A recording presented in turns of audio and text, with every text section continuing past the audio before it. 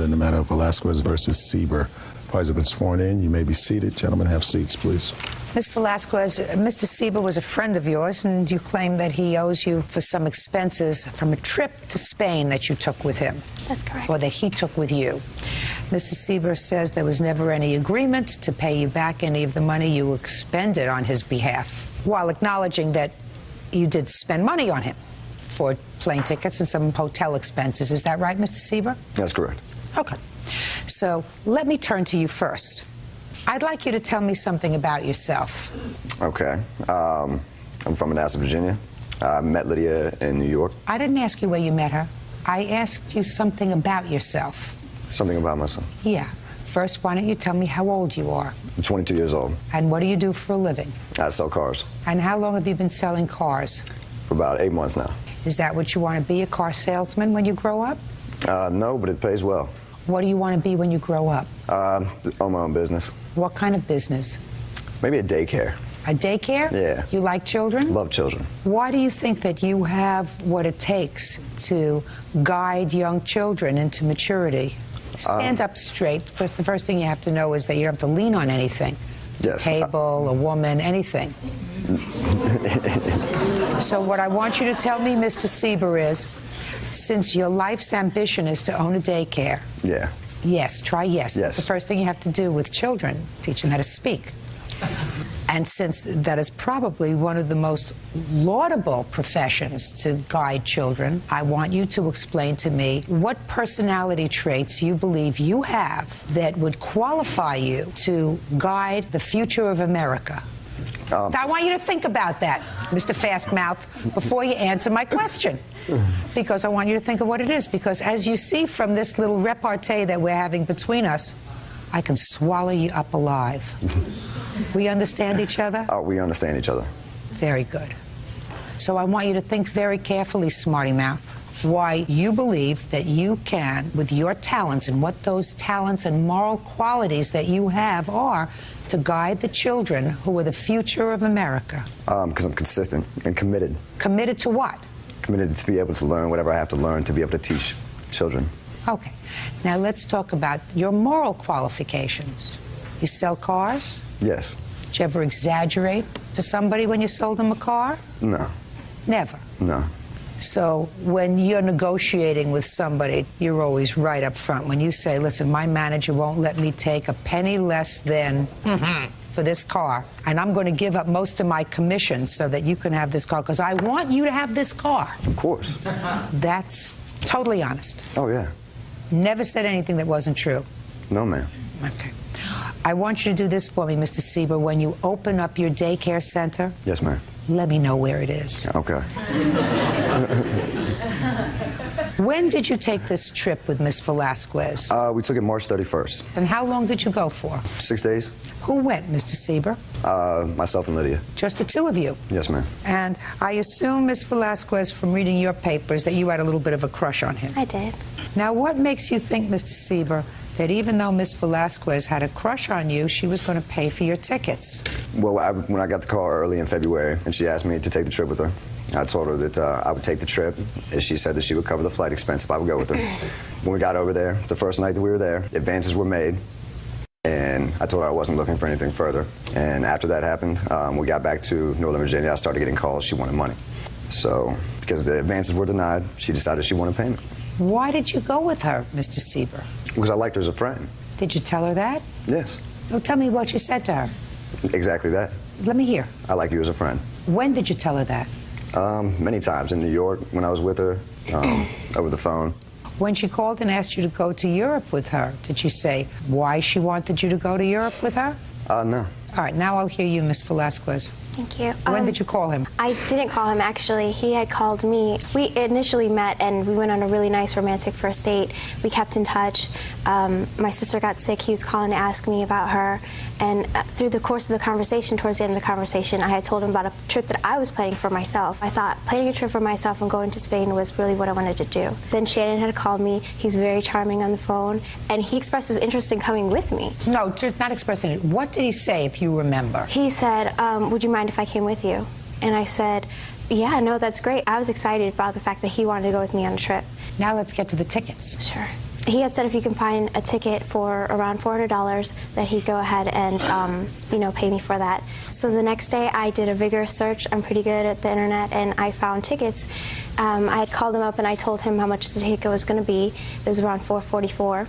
And he had said, that's fine. And I said, well, I already put the hotels, so you can just pay me half for the hotels. We can split that, and then just pay me back for the flight. And he said that he would pay me back the full amount. When we got to Spain, he paid me $300 in cash. And Oh, Mr. Sieber, how come you gave her $300 in cash, sir? Oh, that was for the hotel. You gave her $300 and said? And he said, on April 18th, I will send you the remaining balance. So I had thought that he was going to pay me once he got back home. We had a good time. I realized, though, when we got there, his attitude towards me changed. Before that, the phone conversations were great. He was saying, oh, you're so cute, and I'm listening to your CD right now because I sing or whatnot, and you're making me smile and all this charming baloney. And I fell for it.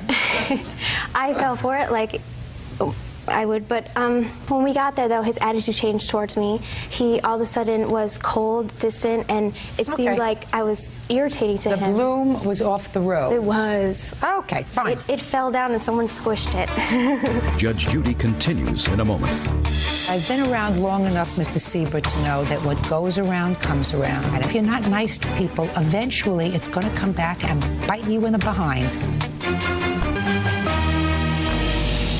Real cases, real people. Judge Judy. Lydia Velasquez says former friend Shannon Sieber owes for a trip to Spain. Shannon claims Lydia is upset that he only wants to be friends. All right. $444 was the plane ticket, is that right? Correct. And then there was some expenses for the hotel. Correct, because we were there for 5 days and 4 nights. And you are asking for $350, which is less than the cost of the ticket, so your $300, sir, paid portion of the plane ticket. Did you know that? No, I did not. Look at that. You paid part of the plane ticket and you didn't even know it. That's great. Mr. Sieber, you look like a sweet young man. You're 22 years old, so I will attribute some of what you say to me today as being words from somebody who is not yet fully cooked.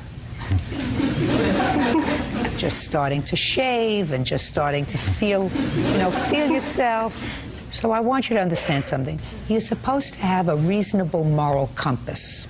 You're not supposed to toy with somebody else's affections. And I think that you're a smart aleck enough to know that by going to Spain with her, you were toying with her affections. You're not supposed to do that. It's unkind. And should you find yourself at the other end of this affection stick at some point in your life, I guarantee you won't like it. But I've been around long enough, Mr. Sieber, to know that what goes around comes around.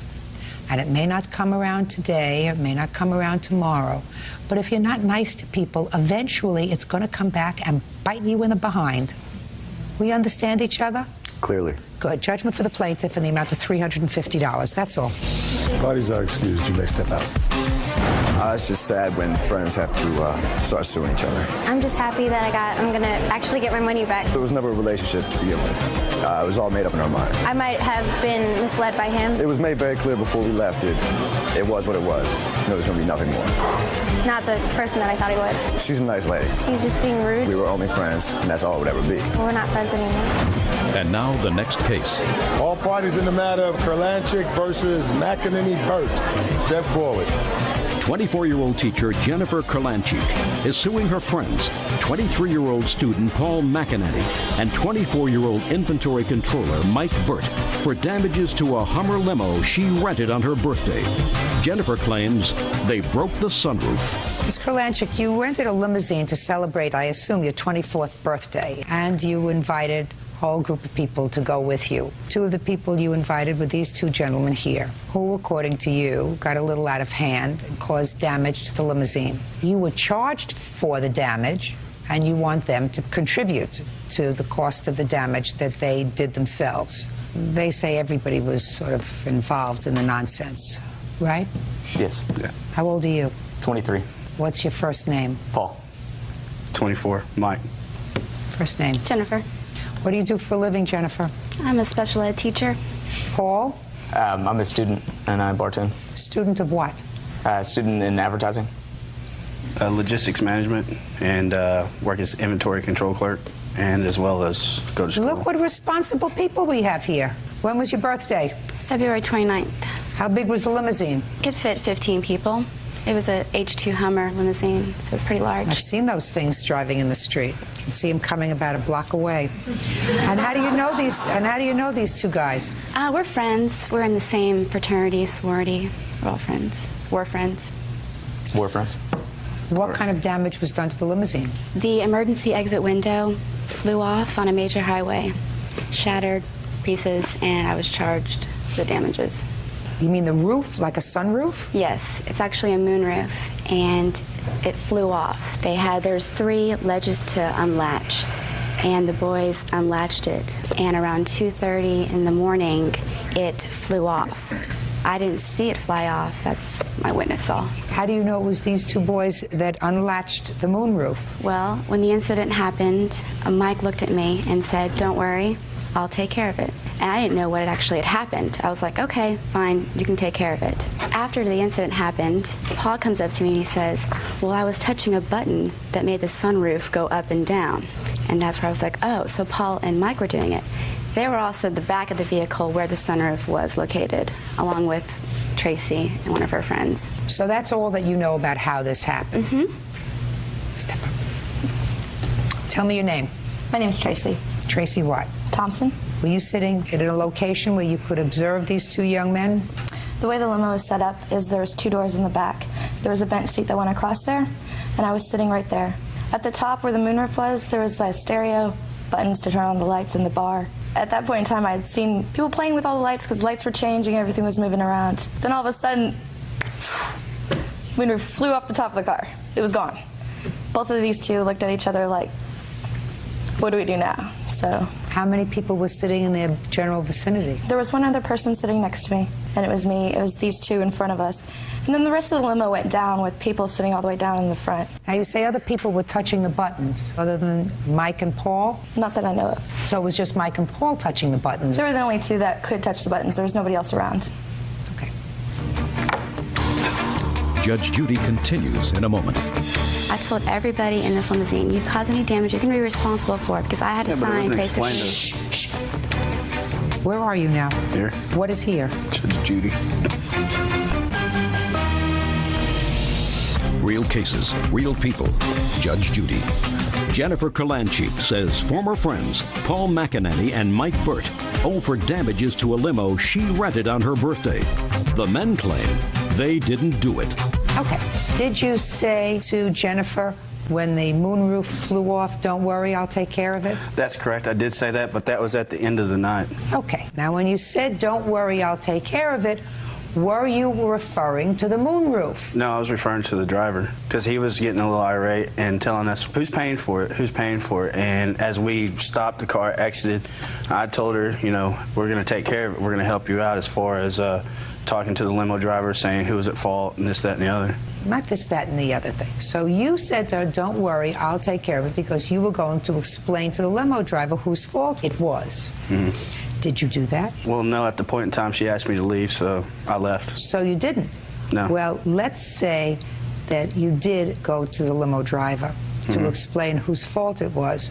What would you have told the limo driver? I told him what... Look at me. No, right here. All right.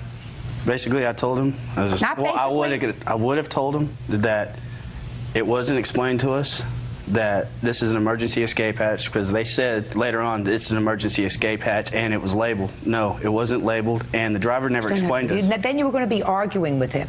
Let me explain this to you, Mike. Basically, you would have said to the driver, I was touching the buttons with my friend Paul, and the moonroof fell off, but nobody explained to us that it was an emergency door. And it wasn't marked, so how are we supposed to know that it was an emergency door? Is that what you would have said to him? In so many words, yes. In less words than you just told me. Yeah, hopefully. So you would have said, yeah, we did it. But we didn't know if we touched these buttons and that sort of stuff that this moonroof was going to fall off. It was not properly marked. Right. But we did it. Well, the only thing I had to do with it was I closed it when we got to Dallas. We were leaving from Denton to Dallas. Somebody opened it other than me and Paul. When we got to Dallas, I closed it. That's the last thing I had to do with it. And everybody's pointing fingers at me for some reason. And I'm trying to tell her, no, it's not me. And she doesn't want to buy that. She wants to say, you know, yeah, you did Somebody it. else. She just basically wants to get her money back. From what Jennifer told me is there were 3 different latches too, and the only thing I ever touched is the one front latch that I thought would push it up, and it went flying off. So those 2 latches had to be undone, and I know other people around that area. I wouldn't, yeah. Okay. Now, why did you push that one latch up? Just to open. I thought it was a sunroof. It looked like a sunroof. Nobody told us it was an emergency exit. You just wanted to get some air. Yeah. There's 15 bodies, body heat, and everything else. So we opened up. So, Jennifer, what? I have warning signs on the sunroof as well as the latches. There had to be some work done to get these latches to come off. It's not a simple button. It's not Well, maybe it wasn't their fault, my dear. Maybe it was the fault of the limousine. Can I Maybe. say that? Shh. Sorry. Why, you want to fight with me about that? No. Maybe it was the fault of the limousine. Well, I told everybody in this limousine, you do anything, you cause any damages, you break any glass, you're going to be responsible for it, because I had to sign basically. Shh. Where are you now? Here. What is here? Says Judy. My space. Go ahead. I had to sign a blank credit card slip that says we're going to charge you $600 for the flat rate. Jennifer, my dear, you take 15 people out for an evening of partying. You sign on for a 15-passenger Hummer limousine, and you are going to expect that some damage might be done, for which you are going to be responsible. There isn't a shred of credible evidence that these 2 young men are responsible for that emergency exit. Not at all. The fact that they were sitting around there, the fact that they may have been touching it, the fact that he went to open up one of the latches to let some air in, that doesn't make him responsible. I don't even know if you're responsible. It's quite possible that there was a malfunction by the car. And the fact that the limousine company is charged a credit card, perhaps you should sue them. The fact that they touched the roof and then So what? it flew off. So what? So what? That doesn't make it their fault. I am not satisfied that you have sustained your burden to demonstrate that these 2 young men are responsible, that they either negligently, recklessly caused the damage to the limousine. It is just as plausible that someone else had touched one or more of those things at some point during the evening, and when he opened up one latch to let in some air, the thing fell off. That's also plausible. That doesn't make him responsible. And if the limousine company refuses to give you back your money, sue them, because I don't think you have a case against these 2 young men. That's all. Case is dismissed. Parties are excused. You may step. Thank you. You're welcome, Judge. Parties have been sworn in, Your Honor. You may be seated. Ma'am, have a seat, please. Mrs. Brown, the defendant is your son. Right. Is that right? Are those prescription glasses, sir? Yes, ma'am, very much so. Well, would you take them off, please? Because if you have to read anything, I'll let you put them back on. Very good. They're not for reading, they're for seeing you, Your Honor. Well, put them back on again for a second, sir. Take a good look. Now take them off. Mrs. Brown, your lawsuit seeks return of money for several things. The first thing is bail money that you claim that you loaned to your son at some point. The second thing is for mortgage payments on a house that you are currently living in.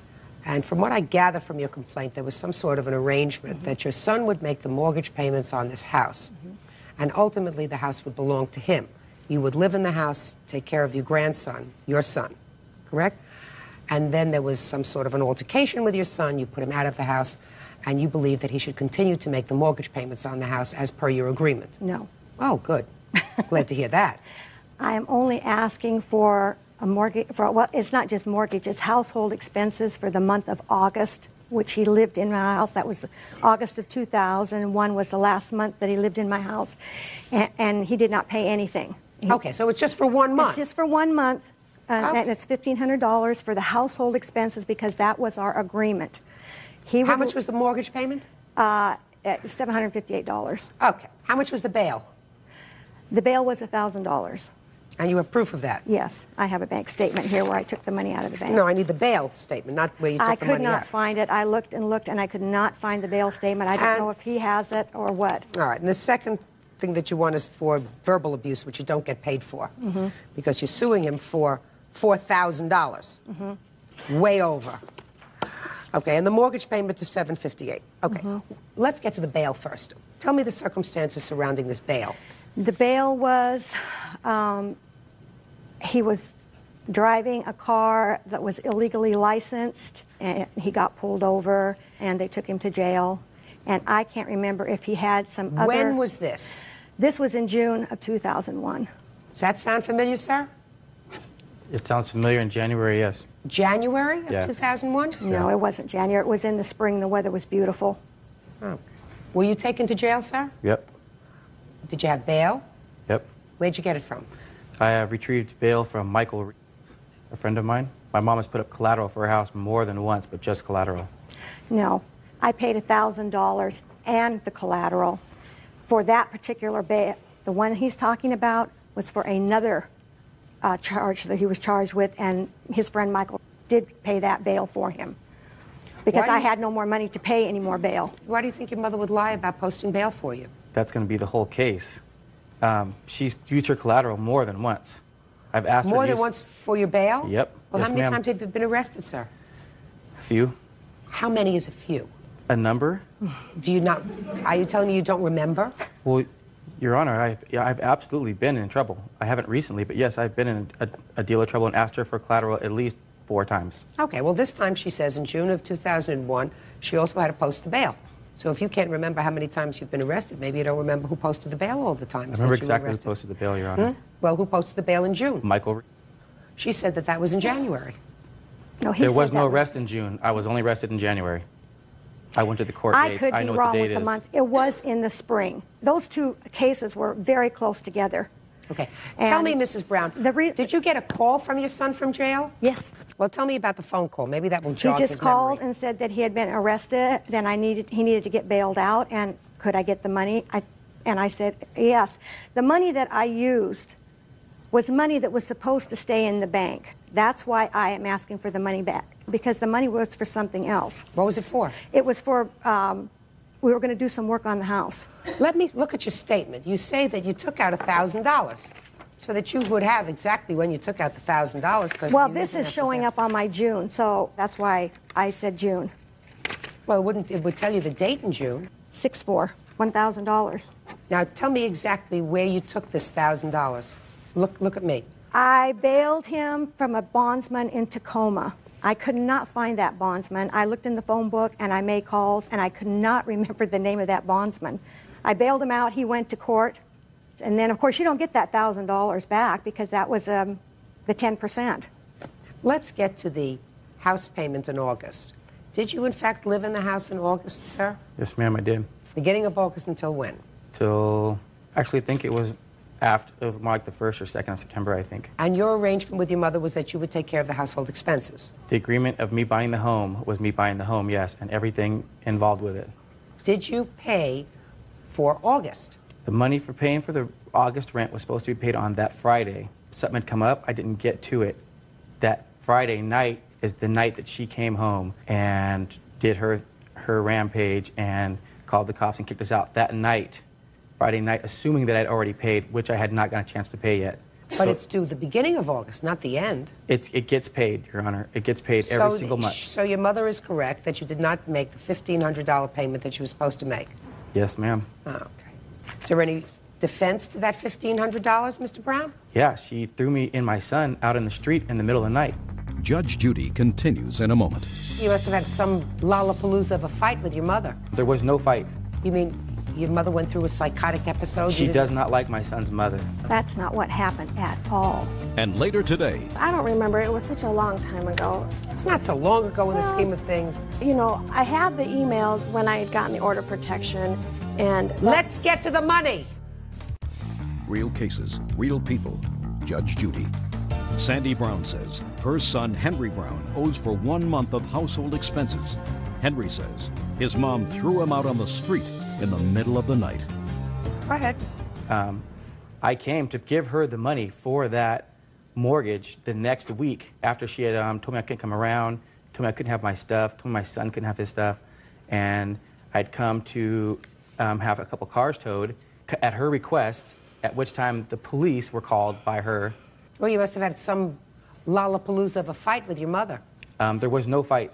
I was at home with my son, with my son's mother, with her daughter, and with my 13-year-old nanny when she came home at 10 o'clock at night and booted me out.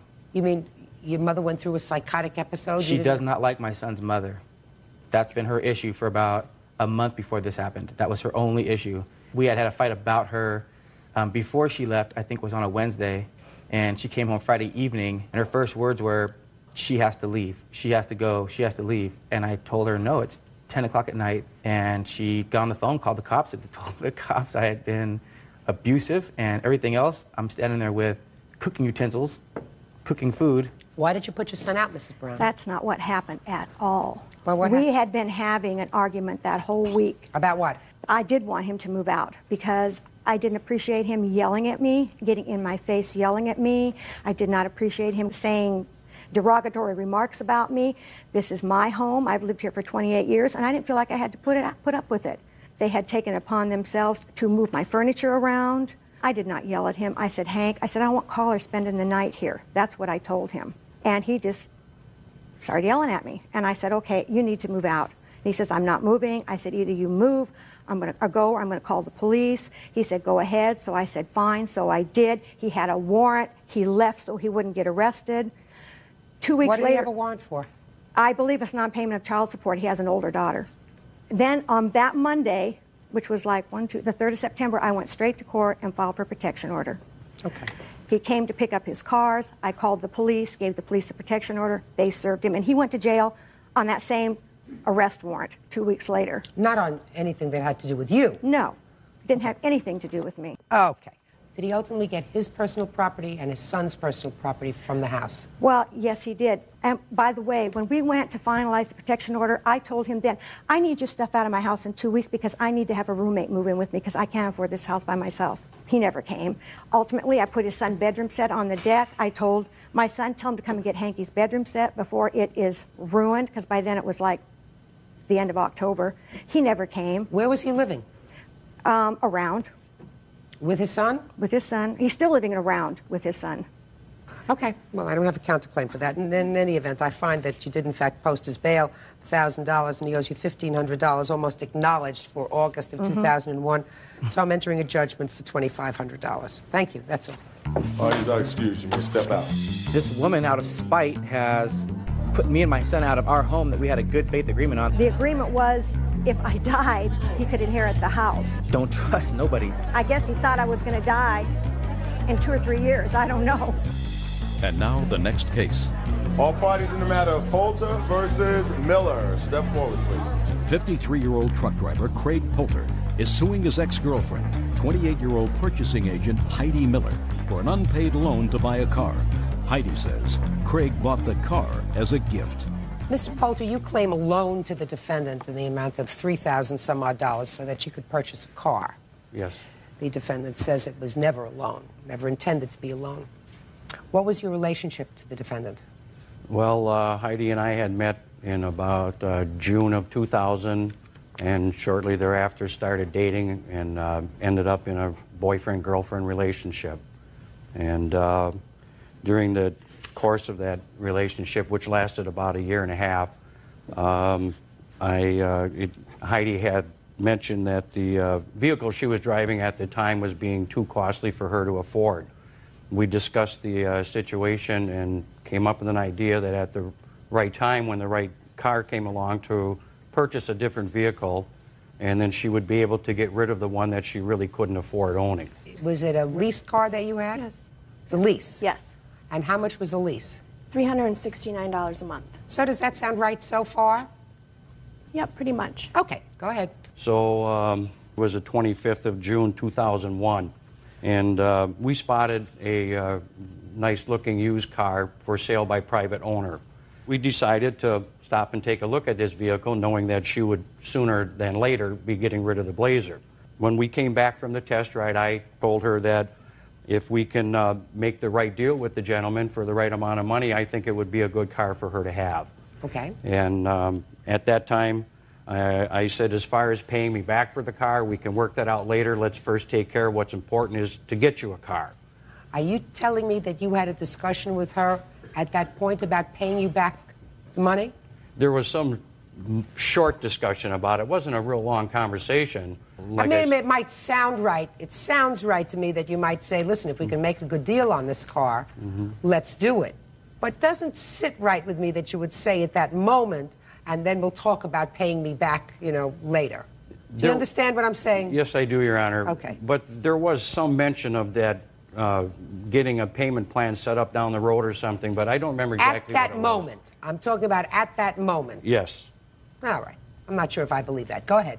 So what happened? So you went and you made a deal with the man? Yes. You did alone? Yes. Okay. And I wrote I wrote a personal check for the car, and I have a copy and I'd like to see it. of that signed cash check. Okay. Um, And then she took possession of the car. You registered it in your name? Yes. And when did you turn back the leased car? It was shortly after that because I had to, I took a loss on this Blazer that I had, and so what I had to do is I had to finance $5,000 for the loss on a Blazer that I no longer have, and actually I'm still paying for it. So once I sold that, which was actually probably about a month or two after he had bought the car for me. Okay. So now, when did you and the defendant end your relationship? it was towards the end of 2001. Between June, when you purchased the car, and December, did she make any payments to you? No. Did you have any discussions about it? Yes, I did, Your Honor. As a matter of fact, I have two separate emails from 2 separate days where I had mentioned to her by email about wanting repayment, and her replies are on my emails. Your Honor, my comments are highlighted in blue and hers are in yellow. Real cases, real people. Judge Judy. Craig Poulter says ex-girlfriend Heidi Miller owes for a loan to buy a car. Heidi says Craig has been harassing her. Would you show this to the defendant, please?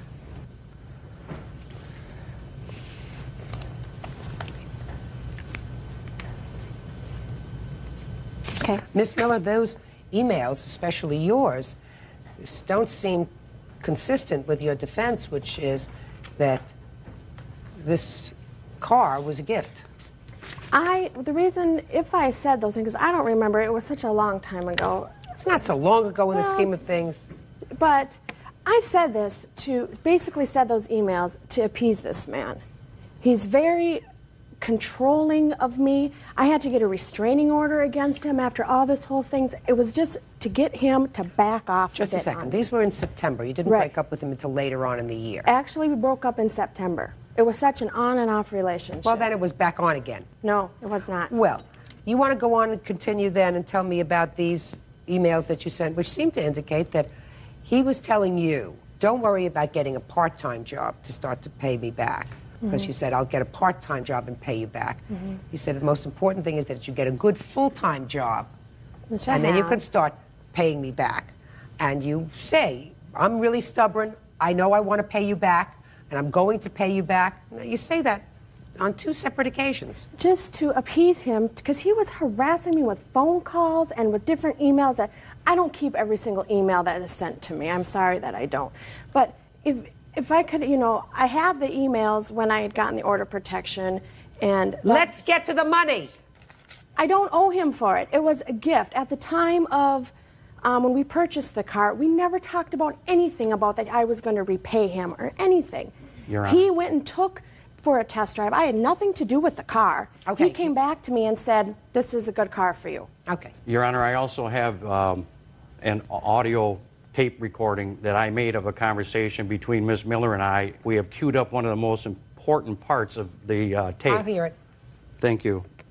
Well, you do know you owe the money. Yeah? What are we going to do, Heidi?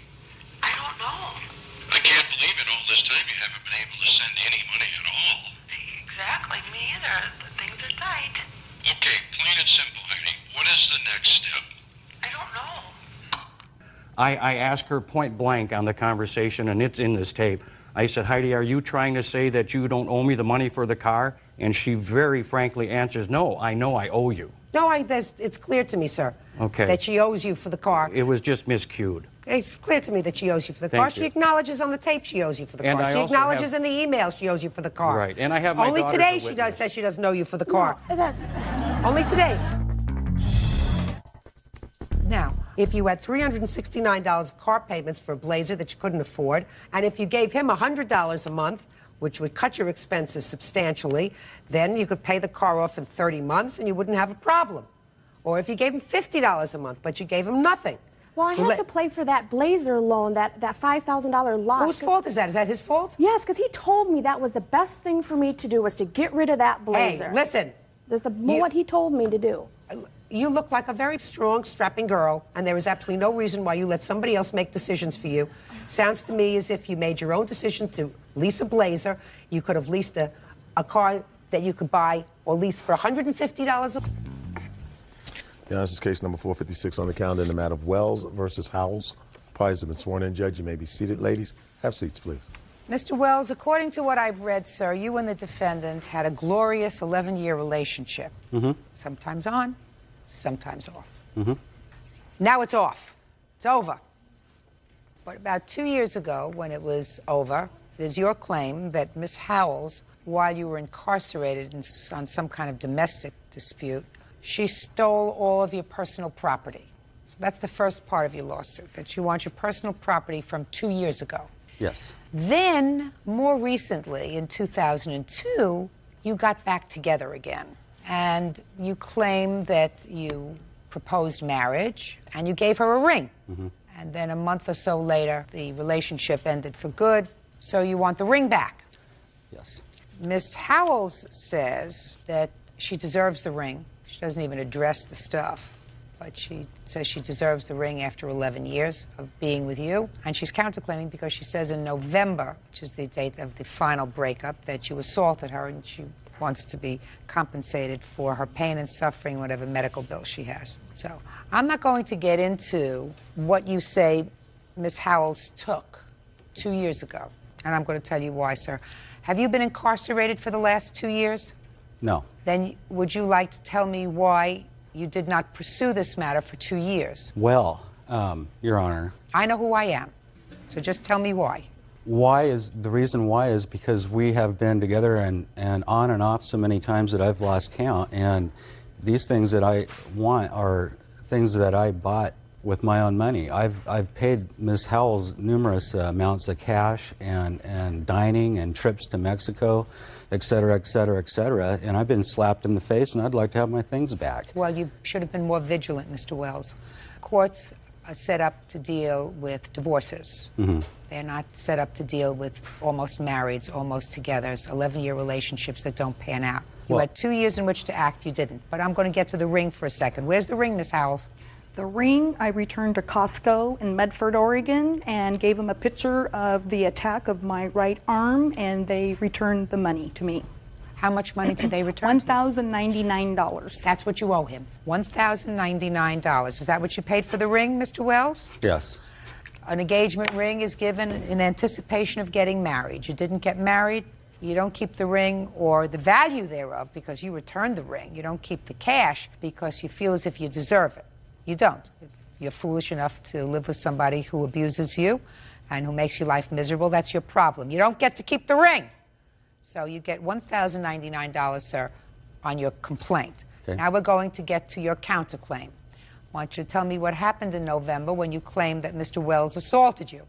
Okay, Mr. Wells and I, being he was having some behavior problems, I was going to drive us to a Christian marriage counseling. It was a 2-day seminar. We tried to find the place where it was going to take place and could not find it. So we decided to just go to dinner and, and forget about it. So we went to dinner, had a couple drinks, and then on the way home, we stopped at this nightclub. It's a steakhouse nightclub. He started verbally accusing me things of looking at some guy in the bar and things like that, starting a fight. And I was having a good time. And anyway, so we get to my home, and it escalated. So we get out of the car, go in the house, and he all of a sudden just turned into a totally different person and told me that, called me some names, and then he told me he was going to kick that TV in, the big screen TV, and he was going to slap me in my face, and he was going to walk out the door and get a taxi and go home. Well, he didn't have any money. So he grabbed my phone and proceeded out the door with it. I said, "Give me my phone back." Anyway, he slammed it down on the cement. I said, "Scott, calm down." He came back inside my home, and he just was out of control. I said, I will give you the money to take a taxi, you know, if that's your big, you know, thing. I go, why can't you just get along with me and we can just, you know, work this out? You know, why do you have to be like this? And anyway, he grabbed my purse at one time, ran to the door, and then I ran after him and got my purse away because I had some money in it. We kind of backed up. I kind of backed to my kitchen counter, and I just, something in my heart told me I just better make it to the door and scream because of the way he was carrying on and going out of his mind.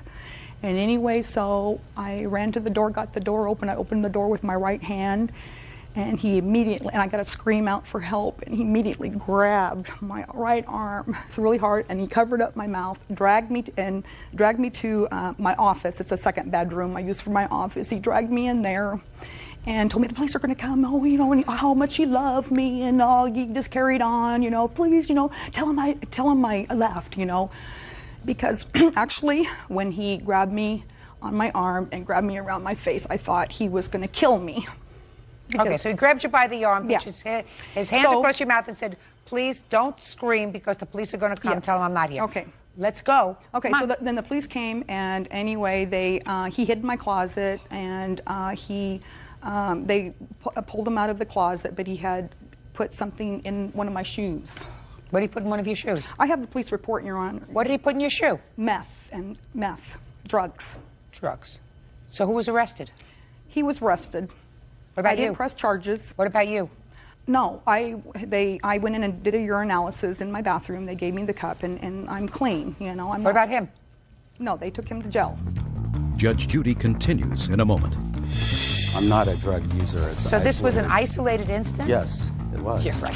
And later today, Your Honor, she knew I was going in the hallway. That doesn't mean anything if she knew you were going in the hallway, Miss Davis. Yes, Your Honor. This is how it was. No, it wasn't. Stop making it up as you're going along. real cases, real people. Judge Judy. Charles Scott Wells says ex-fiancée Linda Howells owes for the return of property and an engagement ring. Linda says he bought the ring at Costco and she returned it. All right, Mr. Wells, let's hear your version of the events of the 3rd of November, 2002. Well, I call this the abuse of the legal system, and here's why. Ms. Howells had made a statement to her neighbor, if I'm murdered, then it's my boyfriend who did it. Well, that was early in the afternoon. Ms. Howells picks me up that evening, takes me out to dinner, takes me back to her house, goes outside, screams help, I get arrested. That's the short version of it. I mean, that's just one incident. And I've got proof right here. I'd like to see it. Also, Ms. Howells is sue crazy. She's got 7 lawsuits going. Here's one that's just recent, a whiplash case. That, Shh, I'm not interested in a whiplash case. Let me see proof, sir. This, from here on the second page, kind of states what happened.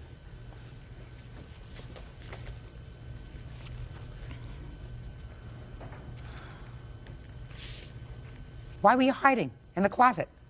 The reason I was hiding in the closet is because of an incident that happened 2 years ago that was similar to this, where she had called the police, had me arrested, said that I had threatened her. I went to jail, and that's when I lost my belongings out of my house. So is that why you were hiding? What about the drugs? The drugs, I don't do drugs now as isolated incidents. Just a second. What were the drugs doing in her shoe? I had put them there. Why? Because when Miss Howells opened the door for the police, she said, he's hiding in the closet. Well, what were you doing walking around with the drugs? I was on my way. Methamphetamine. What were you doing walking around with? It was a foolish mistake, Your Honor. I mean, it was something I am very embarrassed about. What did you plan to do with it, sir? Pardon? I mean, were you going to frame it? I was going to snort it. Had you snorted any of it before? In the past? Yes. No, I'm not a drug user. It's so this was an isolated instance? Yes, it was. Yeah, right. Were you given a urine test when you got to the precinct? Yes. Is it negative or positive? I'm not sure what the results were. Really? All right. Let me see your injuries, please. Okay. And here's a copy of the police report, what happened. And then there's that on my arm. And then the incident of it was actually a year prior, November 23rd, 2001. I'm not interested in what happened the year before. I'm not interested in his property that happened the year before. I'm not interested. Okay. Oh, this is a bad bruise. very bad. And I had a 5-hour shoulder surgery in 1997 on my shoulder. Oh, please, I'm not interested in the year of the flood, madam. In Your Honor, Well, there was no... No, Your Honor, it caused me paralysis, his grabbing me. I Okay, have no right damage. now you look just fine, but he gave you a nasty bruise. There was no report of that when the incident happened with the police. This is all Because I didn't press fabricated. charges. I tried to protect you. You admitted to the police, sir, that you last snorted the meth earlier that evening. Yes, I did.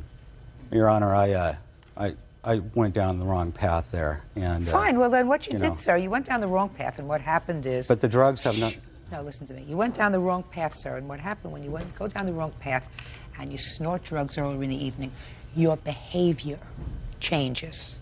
Mm-hmm. Even your memory of events change. Because what you told me happened was that she set you up that night. She did. That she came to take you to dinner, and she drove you home to her house, and then she ran outside and screamed for the police so that she could have you arrested.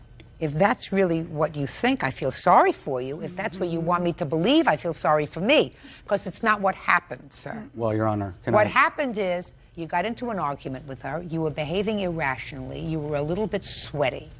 I don't know what your circumstance is as we stand here today, and I'm certainly not going to ask you, but I will tell you that night you were acting a little bit irrationally. She went outside and screamed for somebody to call the police, and you got busted, and you got busted for either a disturbance at her home and or the drug possession. You probably pled guilty to the drug possession. Is that a fair statement? Well, Miss Howells was arrested for marijuana that evening. Did you? And she was partying with me. Did you plead guilty to the drug possession? Yes, I did. Okay. So that's over. Yeah. So that part is. I haven't tried that part is over with. As part of what happened in the course of that evening, sir, you bruised her very badly because you No. didn't want to get. Oh yeah, you did. That picture could be from anything. If she was injured, wouldn't she have told the police that night when I was arrested? A black and blue mark like that doesn't come out 2 seconds later. It comes out. That's what happened. You grabbed her inside. You mean you didn't punch her? She didn't say he punched me. He kicked me in the back. He threatened to stab me. He said you grabbed her by the arm, which you did, in order to take her inside to shut her up. You were acting irrationally. I don't think that she was seriously injured that night. I don't believe that. But I believe she was injured sufficiently enough to cost you $1,099, which is the cost of the engagement ring. So your claim is dismissed, as is your counterclaim. That's all. Parties are excused. You may step out. I feel like this is a defeat for men that have women abusing the legal system to get material things from men. He makes up stories and he actually believes them. And now the next case. All parties in the matter of Davis versus Wallace. Step forward, please. 26-year-old homemaker Shoshana Davis and her son, 7-year-old Raleek Wilkes, are suing her aunt, airport security screener Yvette Wallace, for causing her son's finger to be severed. Miss Davis, Miss Wallace is your aunt, is that right? Yes. And this is your son? Yes. He's 7? Yes. And what's your first name? Raleek. Raleek. Yes. Miss Wallace, this is your daughter? Yes. You like him? Is that right? You play together occasionally? According to your complaint, Miss Davis, you were at your aunt's house, socializing, Yes. sitting in the kitchen, having a cup of coffee, Yes. and the kids were playing. Yes. And at some point, this young lady went into the bathroom. Yes. According to you, she slammed Raleek's finger in the door, causing the tip of his finger to come off. Yes. And then you took him to the hospital, and they had to find the tip of the finger, and you say Miss Wallace didn't get the tip of the finger there fast enough. To make a long story short, Raleek is missing a little piece of his finger. And you want your aunt to pay for all of his medical bills and for pain and suffering. You want her to pay you $5,000, right? Yes. Real cases, real people. Judge Judy. You're sitting with your aunt in the kitchen, having a cup of coffee. What happens? Was he in the kitchen with you and followed her into the bathroom? No, he wasn't. They was playing in Christina's bedroom. Right. Christina runs into the bathroom after hitting Raleek. And She hit him? Yes. Where did she hit him? On my leg. You mean she hit you because she was angry with you? No. Was she playing around? Huh? Yes. Sure she was. And then she went into the bathroom. What did you do, Raleek? I ran after her. Right. And she slammed the door? Yes. And you got your finger caught in the door? Yes. So? That's what happened. Yes. And I'm suing because it's his left hand. He cannot participate in certain activities in school because it's his left hand. Should have watched him more carefully, Miss Davis. You're his mother. Why didn't you watch him? I was not in the apartment. I thought you said you were in the apartment. Miss Wallace, he was in Miss Wallace's care as I was in the hallway. Now, just a second. What do you mean he was? Shh, just a second. Your Honor, right? Yeah. Okay. I thought you just told me you were socializing with your aunt. We was engaging in conversation. Who was? Me and the other tenants that live inside the projects. There was an incident in the building, and I was standing in the hallway. I was not in the apartment at the present time. Just a second. You didn't leave him in her care. Just because she stayed in the apartment and minded her own business, you went outside to mind somebody else's business. If you were so concerned about your son's welfare, you should have stayed in the apartment.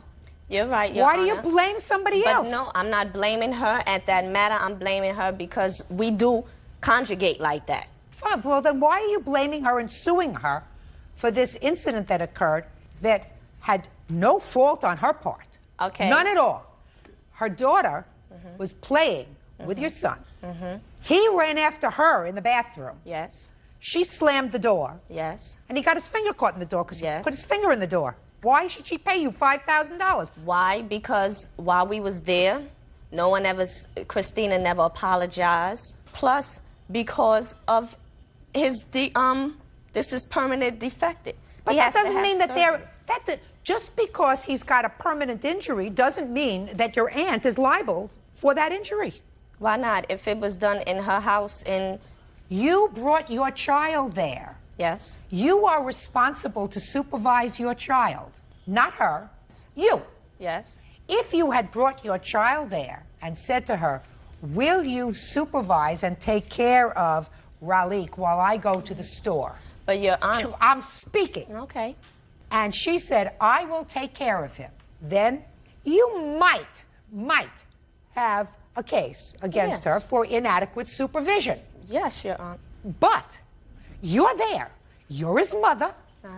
He's hurt. Yes. He's hurt while in your care. Just because you walked outside to be a yenta in the hallway No, Your doesn't Honor. mean because you left her in the apartment that she's responsible. No, Miss Davis. You're still responsible. Your Honor, she knew I was going in the hallway. That doesn't mean anything if she knew you were going in the hallway, Miss Davis. Doesn't mean anything. She has to assume the responsibility and say to you, I will take care of your son while you go out. Yes, Your Honor. This is how it was. No, it wasn't. Stop making it up as you're going along. Never. Never. We'll do Your that. case is dismissed, Miss Davis. I want you to get a life. Be responsible. It's your son. You take care of him.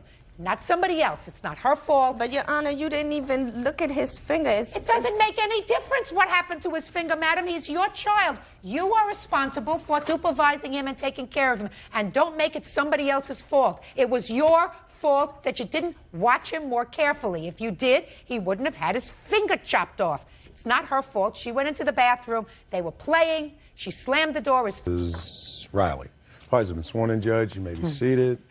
Ladies, have seats. Young man. Mr. Ehrman. Yes, ma'am. I've read your complaint very carefully, sir, and what I gather happened was that you came across Miss Riley's cat That's correct. that was somehow out on the street. You thought the cat was your cat. You have a cat that looks Yes. similar. You picked it up. You realized it was not your cat. You were holding on to the cat while your wife went to find out who the owner was. And the cat scratched and or bit you, Correct. which eventually caused a serious infection in your arm, substantial medical bills. Yes. And you believe that Miss Riley should be responsible for all of your medical bills, your pain and suffering, and your lost income during Yes. this period of time. Miss Riley says you should not have picked up her cat. That's pretty much your defense. Is that right? Yes. Okay. When did this happen, Mr. Ehrman? Around April 9th of 2003, about 10 or 10:30 in the evening. Where were you, sir? I was in front of my apartment. Where is your apartment? I'm up on the hill, and Miss Riley's apartment's like down on the hill. In what city? Oh, I'm sorry, Mission Viejo, California. So you're on top of the hill, she's at the bottom of the hill. Yes. Where was the cat? The cat was probably about 100 to 120 feet away from my apartment.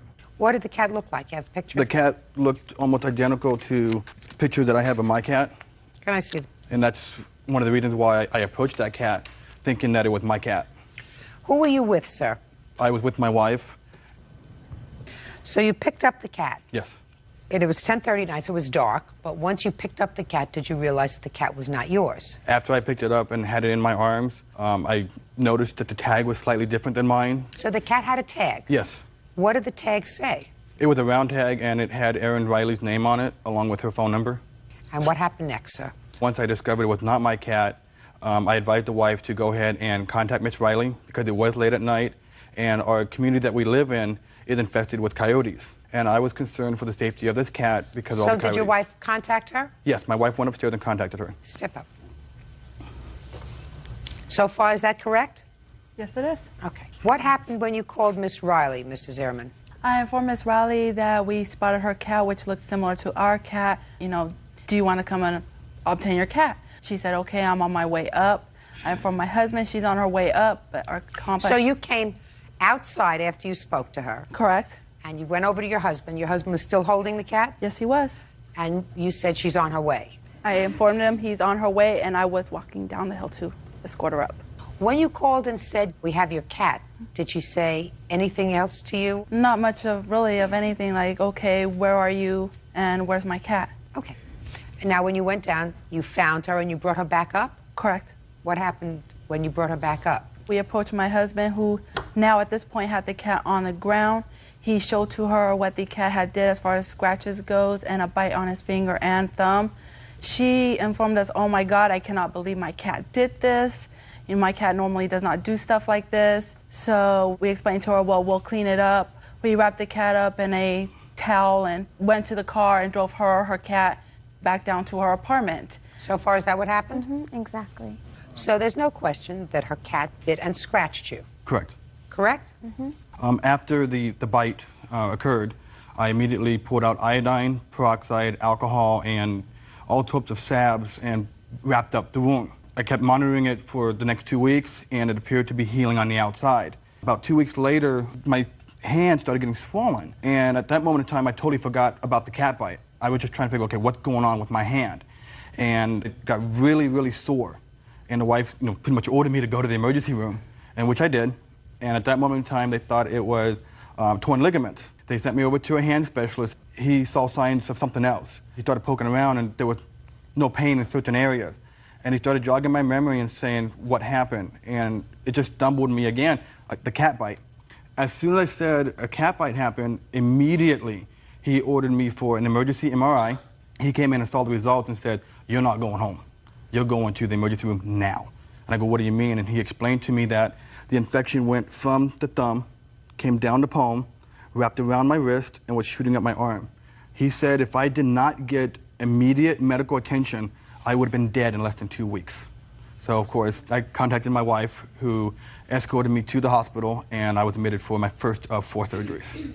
First of 4 surgeries? First of 4, yes. And I have pictures of the actual stitches. They are double-sided.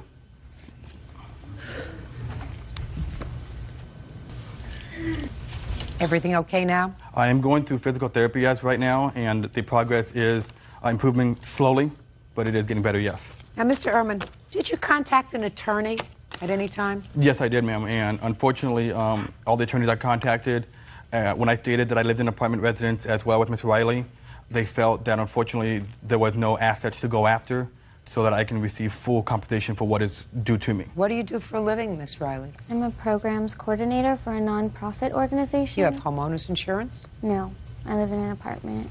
And Your Honor, when we move into the apartment community, they give us this big, thick packet. And one of the papers in here is regarding pets.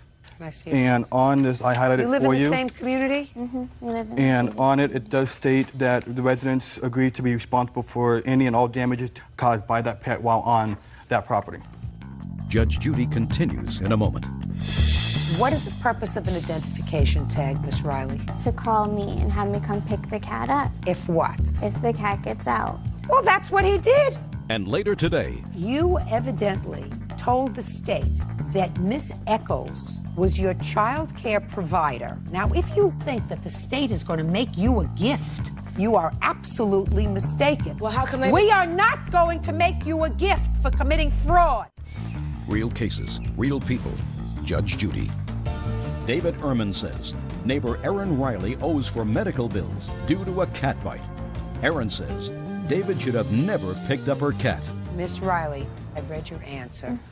I would like you to explain to me why you believe that you are in no way responsible for Mr. Ehrman's injury.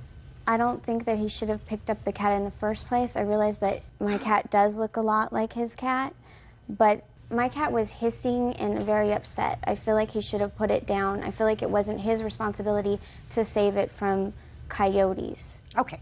Does your cat have claws? Yes. So is your cat an indoor cat or an outdoor cat? Indoor cat. What was your cat doing out on the 9th of April?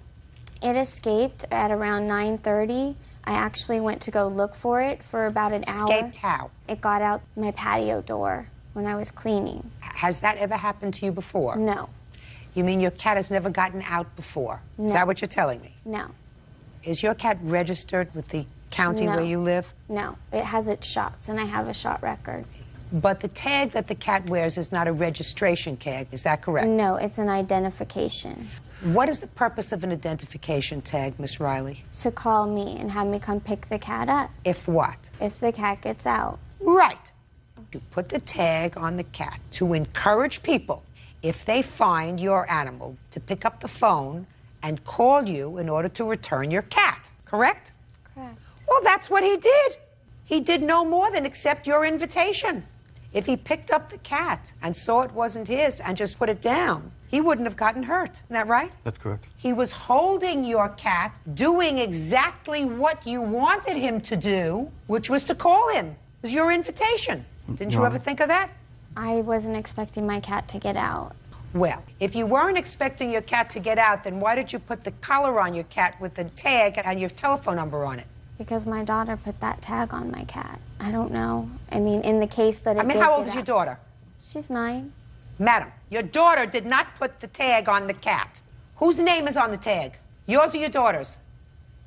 It's the cat's name. What's the cat's name? Cherry. Does it have a last name? No. What name was on the tag? Erin. I said Erin Riley and her phone number. Oh, well, we replaced the tag. I'm sorry, I forgot. This was a while ago. Whose name is Erin Riley? My name. So your daughter did not put your name and telephone number on. You put your name and telephone number on the tag and attached it to the cat. Right?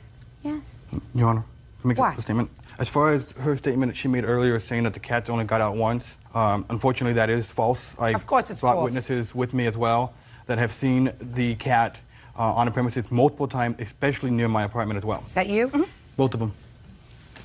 Tell me your name. Shannon Ehrman. And yes, on multiple occasions, I have seen the cat right directly in front of our complex. How do you know it was her cat and not his? Because I seen the cat the She night lives with that it us. happened, prior to the incident that happened with him, that I saw the cat. How many times prior to the evening of April 9th had you seen that cat? Never. So you never saw it before? Never before. After that night? At least 2 more times after that. After he was injured? Correct. Miss Riley, I want you to take a look at these and tell me if this is the agreement that you signed ultimately when you Yeah. moved into your apartment. Of course. Yes. Well, then you agreed to be responsible, right? You saw his injuries, I assume. No, I haven't. Well, just show her the scars as a result of the injury. These are the photographs that were taken while they were stitched. You still have the cat, Miss Riley? Yes, I do.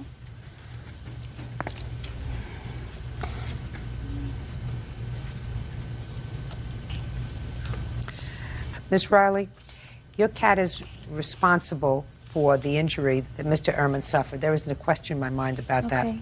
I don't think that there's a question in your mind about it No. either. I think that the only issue is, do you bear responsibility?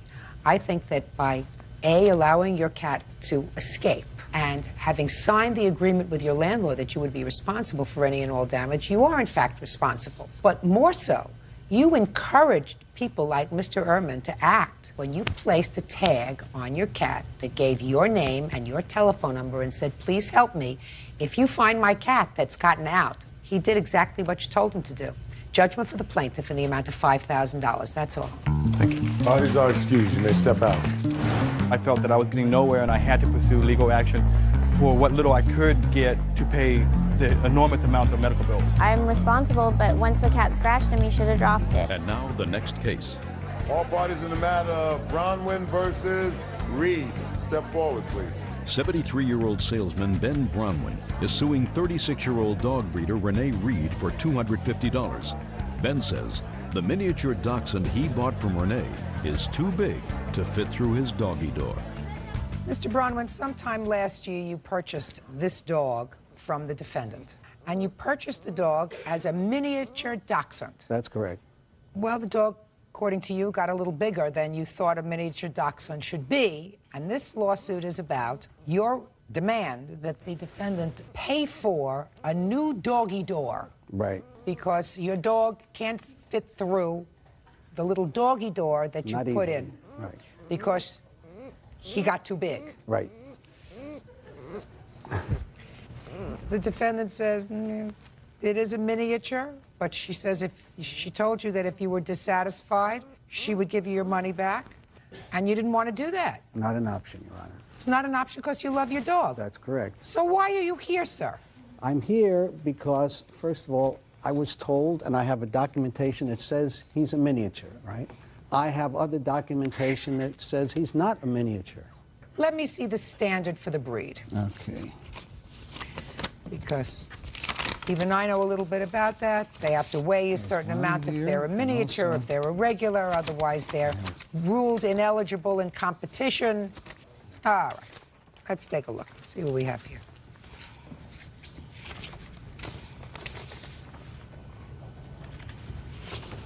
How much does your dog weigh? Okay, at this time, he's 14.4 pounds. 11 pounds and under is a miniature. Right, 16 to 32 pounds is a standard. right. What are they when they're in the middle of 11 and 16? I'd say he's an underweight standard. Between 11 and 16 is sort of a gray area. Okay. Either you have a big miniature or an undersized standard. Okay. What was your intended purpose with this dog? As a pet? Well, here's the, all my wife, oh, yes, right, it's a pet, right. One that I could easily take for walks, carry around, one that I could handle very, very easily that wouldn't walk me rather than me walk him. Listen to me, sir. Yeah. The difference, you're cute, but the difference is 3 pounds. Right. Because if the dog weighed 11 pounds, you wouldn't be complaining. The dog weighs 14 pounds. The difference of 3 pounds isn't pulling your arm out of your socket. She offered you your money back. That's definitely not an option. Well, because you love the dog. That's correct. So what are you fetching about? I just wanted to pay for a new dog door. She that he can she fit. didn't have to pay for a new dog door. That's ridiculous. Well, I mean, that's ridiculous. I have a Shih Tzu, all right, and I wanted a small one. right, And it turned out she was an extra couple of pounds more than I thought she would be. okay. I didn't go back and complain to the breeder. I love her. I had to buy a different doggy bag to keep her in because the one I got was for a little teeny dog. My dog got a little bit bigger than that. I got bigger things to worry about, sir. And I guarantee you I made more than $250 for the dog's luggage than I do for my own luggage.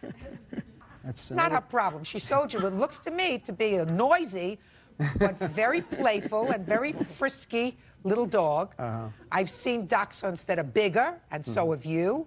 Yes. Because according Not to many, though, right? according to your papers, they can get up to 32 pounds. Oh, yes, maximum, right. Go enjoy your dog, sir. You have no case. Case is dismissed. That's all. Parties are excused. You may stay. Your Honor, this is case number 592 on the calendar in the matter of Fox versus Rita Ann Turner. Parties have been sworn in, Judge. You may be seated. Ladies, have seats, please. Miss Fox, your car was stolen. Correct. When was it stolen? It was stolen October 6, 2001. And from where was it taken? From our apartment complex. What kind of car was it? It was a 1990 Toyota Camry.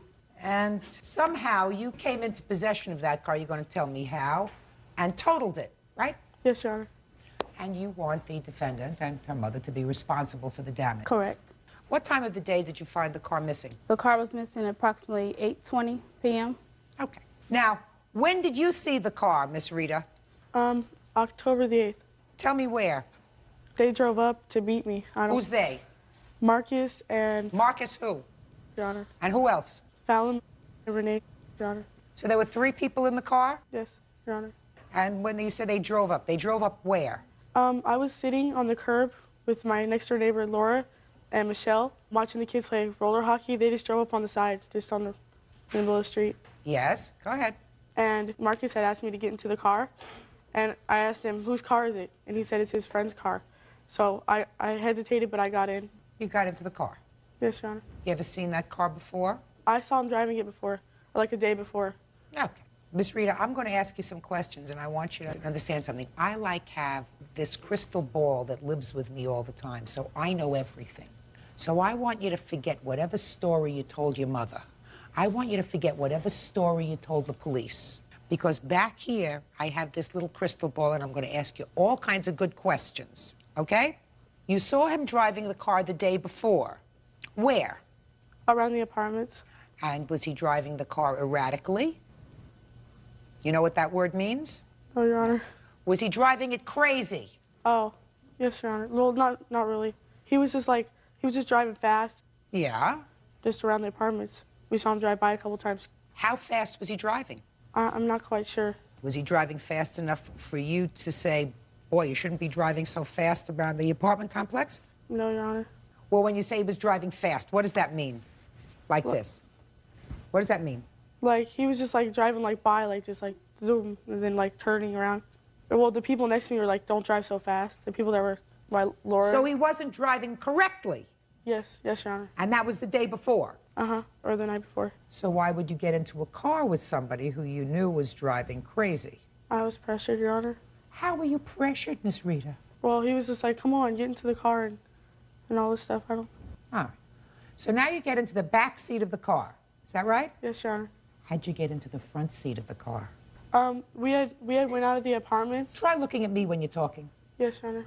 We had exited out of the apartments and went on the street called Tom and turned, and we were like down this really long street, and he told Fallon to get into the back seat.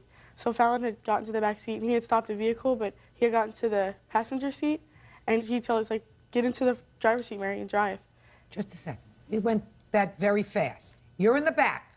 Marcus moves over to the passenger seat. Is that right? No, he had stopped the vehicle, Your Honor. I on the side. understand that. He stopped the vehicle before he moved into the passenger seat, and then he said to you, you get in the front and drive? Yeah, he said, Mary, get into the front and drive. And I was like, I don't know how to drive. I've never drove before, you know. And then he was just like, come on, do it. Just get in there. And so I got into the driver's seat, and he told me to hold down the brake, and he put the car in drive, and it started moving a little bit. And my one foot was on the gas and one foot was on the brake, but I wasn't pushing any of the pedals but the brake. And some people were standing right there, and they were pointing over at us and talking. And he had asked me to. He said, "Go real fast, just drive." And I said, "I'm not going to drive." And so he had took both of his hands and pressed my knee down. That's what you wrote here. Is that the story you gave your mother? Is that the story you gave your mother? Yes, Your Honor. You think your mother believed you? I suppose so, Your Honor. I don't. Not for a minute. Not for a minute. Now, do you go to school? Yes, Your Honor. Do you pass your subjects? Yes, Your Honor. Does she pass her subjects? She's failing a couple of them. Well, then she's not passing them. You have to tell the truth. I'm going to bring you back to something I said before. I want you to think about this. I know everything about you.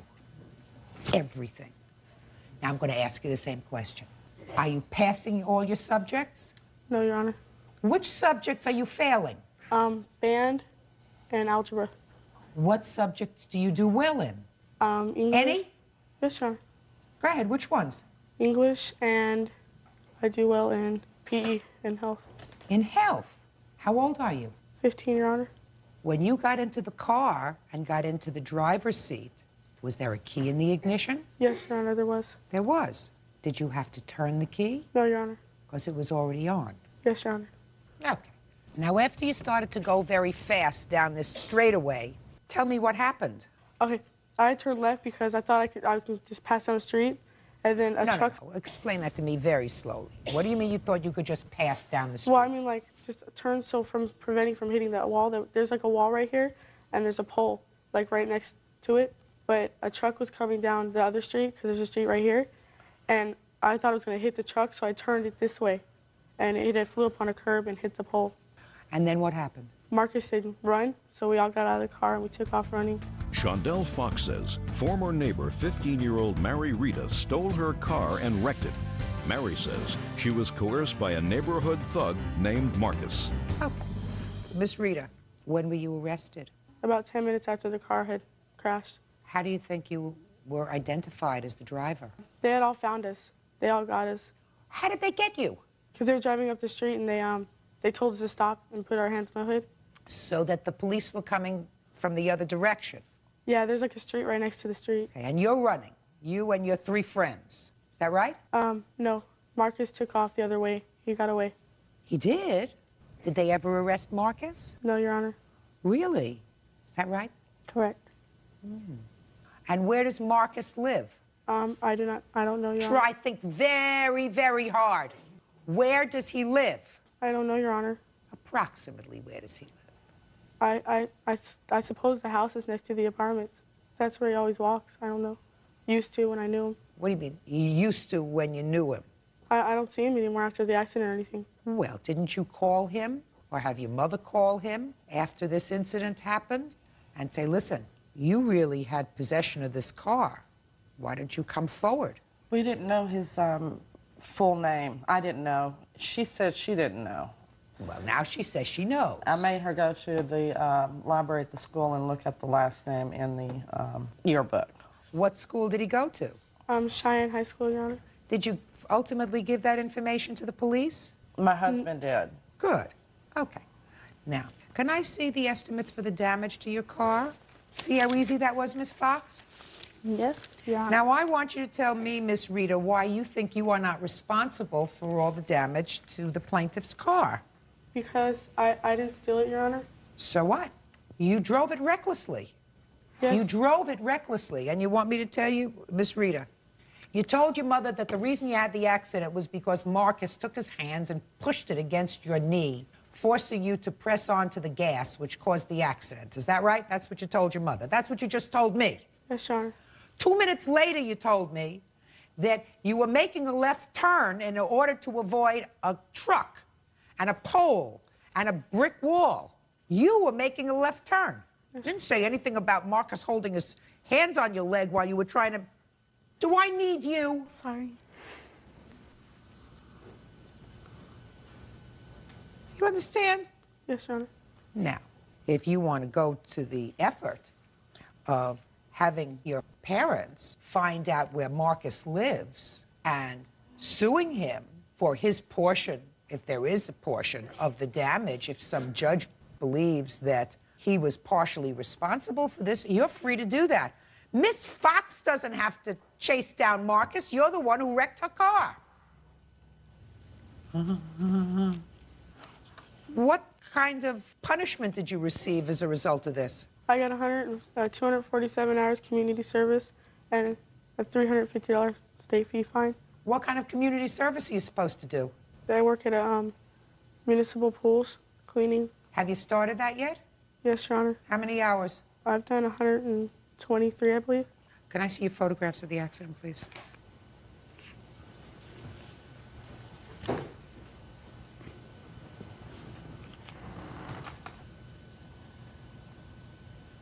You're lucky you weren't killed. Where did you leave your keys, Miss Fox? My mother had the set of keys. Were there keys in the car? No. How did they start the car? I guess they jimmied it, or with one of the tools that were left in the car. So there was no key in the car? No. That's what I thought. All right, so the value of the car is $3,700. How much did you get from insurance? From insurance, we got $1,407. So your actual losses were $2,293, is that right? Correct.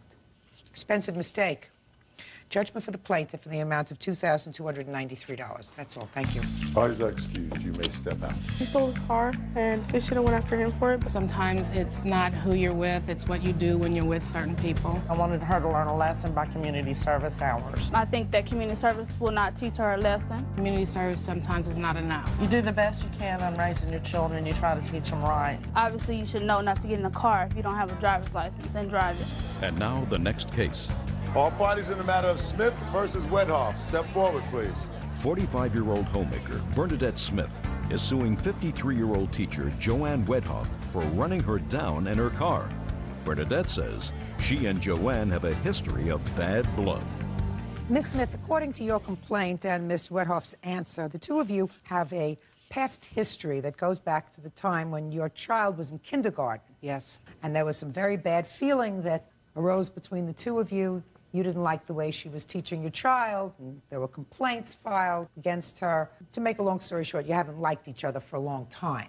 Is that right? Yes. You claim that the defendant purposely hit you with her car while you were riding your bike. She tried to run me down. Oh.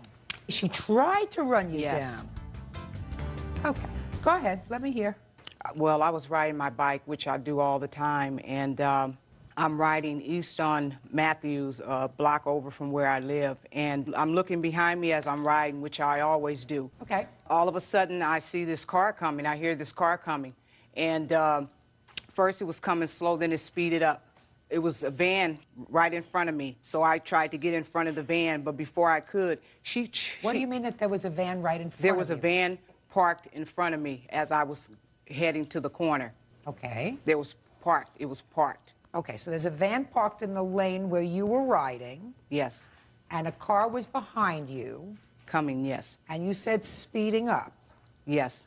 And so you were trying to get around this van before the car that was behind you. Yes. Why didn't you wait until the car passed you if it was speeding up? It wasn't speeding at first. Well, you told me but that it was a ways. I was just a few feet from the van, and I just to go around it, you know, to get to the corner. I had no idea this car was going to speed up. Go ahead. And when she saw me, she speed up and tried to hit me. So I fell off my bike onto the van, which broke my fall. And when I looked up and realized who it was, I realized it was her. So? And she kept going. She didn't stop to see if I was okay or anything, because she can't say, now I know she knew who I was, or she would have stopped. So I think she deliberately tried to run me down. No, she didn't. She would have hit the van if she would have hit me. I don't think she wanted to hit the van. She wanted to hit me. Okay. What kind of work do you do for a living? I'm a teacher. How long have you been a teacher? 15 years. Okay, you were on your way, according to your answer, to school? Right. Back I to run school? an errand, yes. Okay. Do you remember seeing the plaintiff? Yes. I was driving down the center, the middle of down the street. It's a one-way street, and there was a bicycle in front of me in the middle of the street. As I approached the bicycle, there was a woman on the bicycle. She moved over to the left, and as I got right abreast of the bicycle, I realized it was Bernadette Smith. And I just started driving, and she screamed at me, and she kind of wobbled a little, and I just kept driving straight, and I got to the stop sign, and I looked in my rearview mirror, and I didn't see her on the floor, ground, anything. She's still on the bike. So I turned left and went right to my school, which is a block and a half away, and immediately went in to the principal to tell her what happened. Because there was a restraining order against Miss Smith, there's been a lot of trouble. And the principal... In your favor? In my favor. In your favor? Yes. Go ahead. The principal moved my parking space so my car would be in clear view of the office at all times. See, now she claimed she didn't even know who I was. This is what she put in her police report, that she didn't even know who I was. She saw a person. Then now she's saying she knew it was me. Yeah, you knew it was me after you tried to hit me. Ms. Smith, she said she saw a woman riding a bike in front of her. She didn't realize it was you until she knew. Yes, she did know it was me. Well, She how had do I seen know me that? before. She seen me before riding my bike in the neighborhood, because I ran into her one day specifically when she was walking her class up the street on foot. Can And I ask you- can I I ask seen you a her, but question? she knew, so she knew it was me. Can I ask you a question? I don't know whether she knew it was you or not. She'd have to be some nut to try to run you down. That would be ridiculous. Why is there a restraining order against you in favor Well, of at the time, defendant? they said I was a troublemaker because I was trying to find out why she was letting so many things go on that was concerning my daughter in her class and never did anything about it. How long ago was your daughter? Speak. My daughter is now 17 years old. Your daughter is 17, so Yes. she hasn't been in the defendant's class for how Yes. many years? She was in her kindergarten class, so it's been a while. A while? How about 11 years? Yes. What I want to know is if there's a restraining order now. No, there is not a restraining order now. Oh, there She's is talking about a restraining order back then when she lied to get a Just a restraining second. order. So that there is no restraining order in effect now? No, not that Not I for the know last of. 10 years? No, exactly. No, it was in 96 it ended. In 96? May I see it, please? Oops, sorry. 26. Everything in there was she lied about. Just a minute. All lied about, so they wouldn't have to deal with the problems. Because I have the restraining order here, too, if you want to see it. This is the one, the last one that I know of, and everything in here is a lie. Okay. Now, was the defendant granted a restraining order against you? Yes. And that was well after the time that your daughter left the school. I was still trying to handle the problems that was going on. My daughter went to school up until she was in the 6th grade there, so I still had to look at her and see her every day. She still caused problems for my daughter and I every day. I had to take my daughter out of the school district, period, because of the problems that they caused. She would make my daughter feel like an outcast in class. Miss Smith, Miss Smith, you're talking about 11 or 12 years ago. I'm not interested. All I'm interested in, as recently as 6 years ago, the courts granted her a restraining order against you. So there has to come a time when you get over whatever sense that you had that your daughter wasn't treated fairly by the defendant, who was her kindergarten teacher. So you have to get over it. I find that there is absolutely no evidence that she attempted to write. I have gotten over that. By the way, before I rule on this case, let me look quickly. Let me see your hospital records. I didn't go to the hospital, and I never told anybody that I went to the hospital. Just answer my question, madam. So you have no hospital records? No, I don't. Can I see your doctor's report? I don't have a doctor's report because I didn't get hurt. I fell. The band broke my fall. Oh, good. So you weren't hurt. Yeah, but she so what are you tried to doing run here? me down. She did not. Goodbye. Case dismissed. Parties are excused. You may step out. Now, this is case number 539 on the calendar in the matter of Thomas Hilaire versus Smith Gray. Parties have been sworn in, Judge. You may be seated. You're Georgiana? Yes. And this is your mother? Yes. I'd like your mother to sit down, please. You're Miss Smith? Yes, I am. And this is your son? Yes. Why don't you have a seat? Because I'll bring you up later if we need your testimony. How old are you? 14. It is your complaint through your mother that you suffered a serious back injury in school as a result of an incident involving the defendant. Yes. When did this happen? September 11th. And you were in school? Yes. Were you inside the school? Yes. Tell me what happened. My mom dropped me off. I got out of the car, went to the gated area, and I waited for my friends to get there. So my friend showed up a couple of minutes later, and then he showed up. Did you know Thomas from before? Yes. Were you friends? We'll socialize, but not friends. What do you mean you socialized? Like, just talk if we have a class together. So you did speak to him? Yeah. Never had any trouble with him? No. Okay. So then Thomas showed up. He was picking on another girl before he picked on me. What do you mean he was picking on somebody? Like pushing her and like hitting her. In a fooling around way? Yeah. He told her that he was going to pick on her, and then she said, no, you're not. And then he said, okay, well, I'm going to pick on Georgie then. Okay. And that didn't bother you because you knew he was fooling around? Yes. So when he said, I'm going to pick on Georgie, what, did he do anything? He started hitting me. Where did he hit you? Right here and like this. Well, I want you to tell me whether he was hitting you or just... Slapping. Was he laughing, smiling? Smiling. And you? I was laughing at first. So you were laughing at first. So you knew he wasn't hurting you. It was just fooling around. Yeah. Okay. Keep going. And then we were walking to first period, and he was still hitting me. When you say he was still hitting you, how was he hitting you? Slapping me. Where? Like on the arm and right here, like this. And we got to the building, we're inside, and I finally got the nerve to hit him back with my backpack. Tell me how you did that. I swung around twice, and I didn't get him the first time, but I got him the second time, I think around the below stomach area. I guess that made him mad, I don't know. And then I turned around to just get away from him, and I thought he would quit. And so I turned around to go get a drink of water. Let's stop there for a moment. Up until that time, it was really just messing around, wasn't it? Yes. Up until that time, he was really messing around with you. Wasn't hurting you. You were fooling around because you certainly were with enough people so that you could have said to them, somebody help me, he's hurting me. He wasn't hurting you, right? No. And you didn't intend to hurt him when you swung at him with the backpack. You were messing around. Yes. When you swung the first time and missed, did you say anything to him or did he say anything to you? No. Were you smiling when you swung around and hit him? Yes.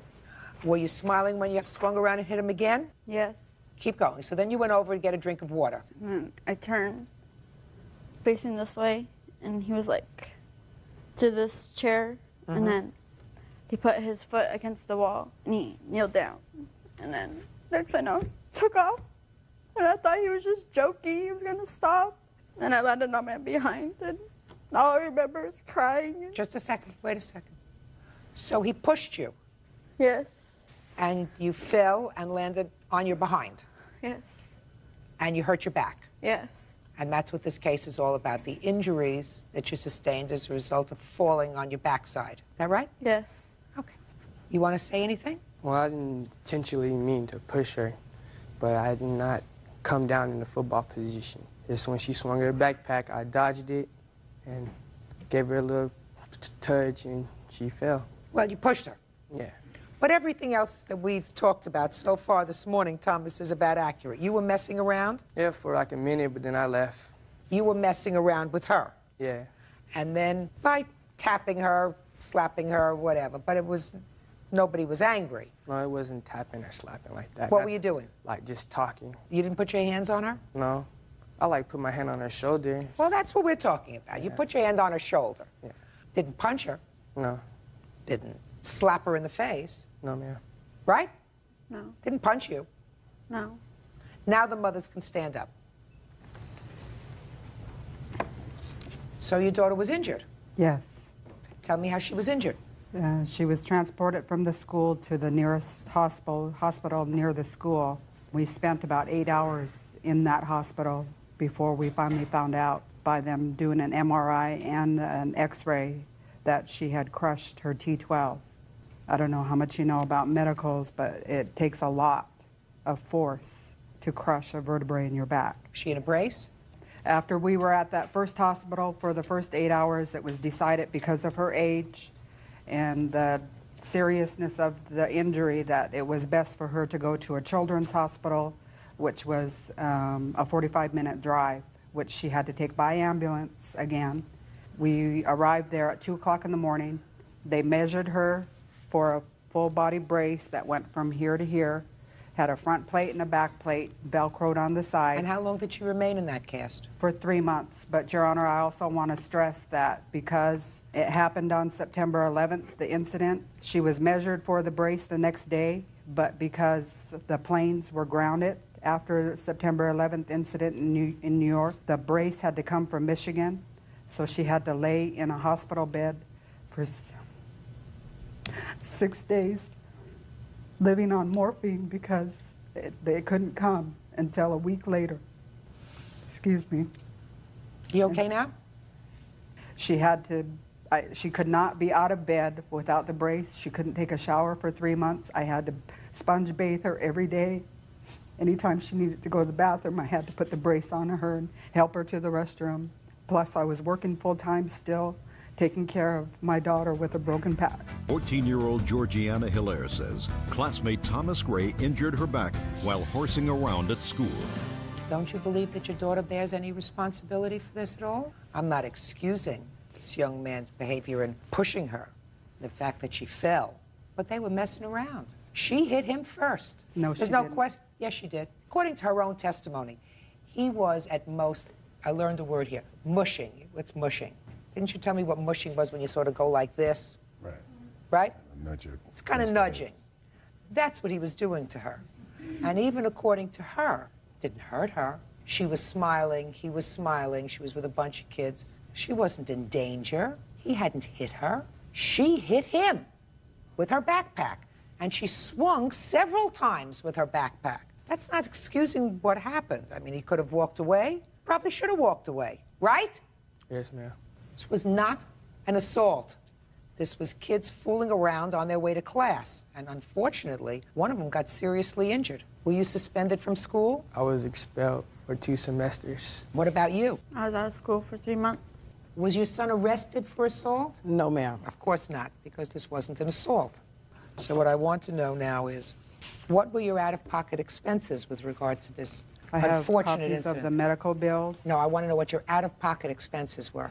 I assume you have insurance. Yes.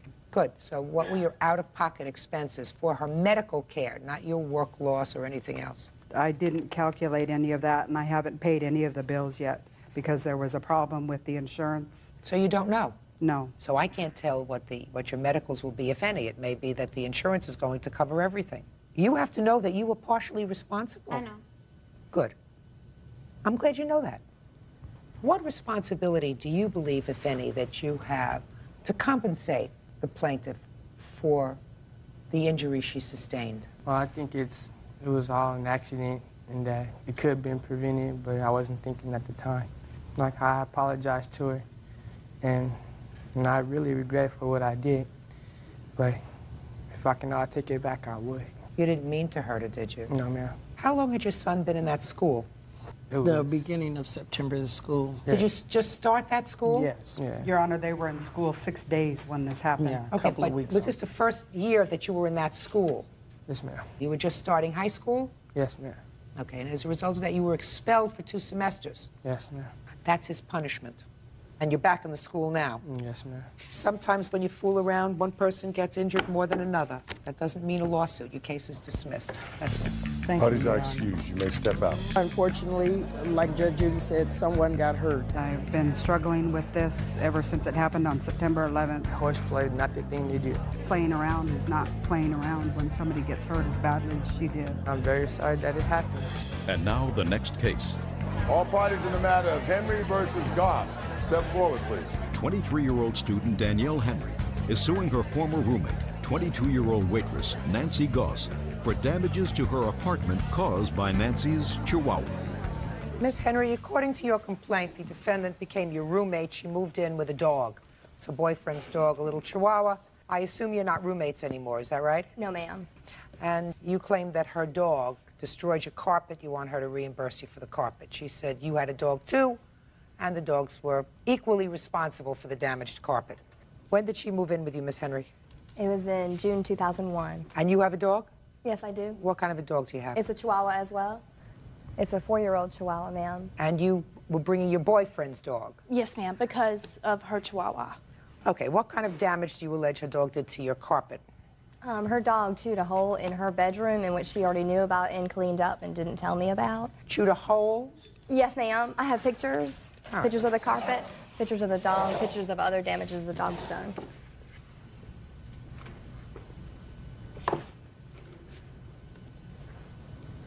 I have better pictures if you'd like to see. I'm not interested in seeing all the doggy pictures, although they're adorable, but I'm really busy today. Are these the only, is this the damage that you're talking about just on one page? As far as the carpets, ma'am? Yeah, as far as the carpets. We also have the lawn that was destroyed, and my stereo cables were also chewed up. Boxes and... Did you replace them? She did. Her fiance, Brandon, did. So we're only talking about carpet? Yes, ma'am. Okay, so I'm looking at the carpet. And how do you know her dog did this damage? Ma'am, her dog was a puppy, and when it first moved in, it was really young and didn't destroy anything, but eventually it started to destroy things through the month of August and September. I confronted Miss Goss about this, about the damages, and that she needed to replace them, and that the dog would need to be contained when we're not home, being that the damages continued, and that's when she assaulted me.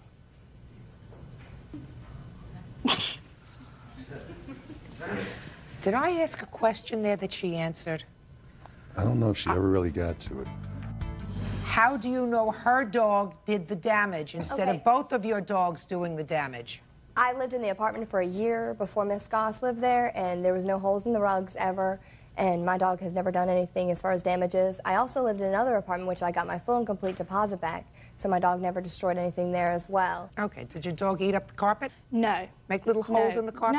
No, there's no way possible. I mean, it's just unreal. I mean, let's go back. Let's go back a second. All right. Of course, there's a way possible. Well, yeah. One of the holes that I saw in this book, in her scrapbook of dog, was in your bedroom. Yes, ma'am. When you moved into the bedroom, I assume there was not a hole in the carpet. Yes, ma'am. And when you moved out, there was a hole in the bedroom. Mm-hmm. Is that right? Yes, ma'am. Now, she must have at some point told you or had a discussion with you about the hole in the bedroom carpet. No. She never had a discussion with you about the hole in the bedroom carpet? Your Honor, that's a lie. No, it's not. Just don't ma'am. Well, what was the argument about on September 10th? Me and my fiance just got back from uptown.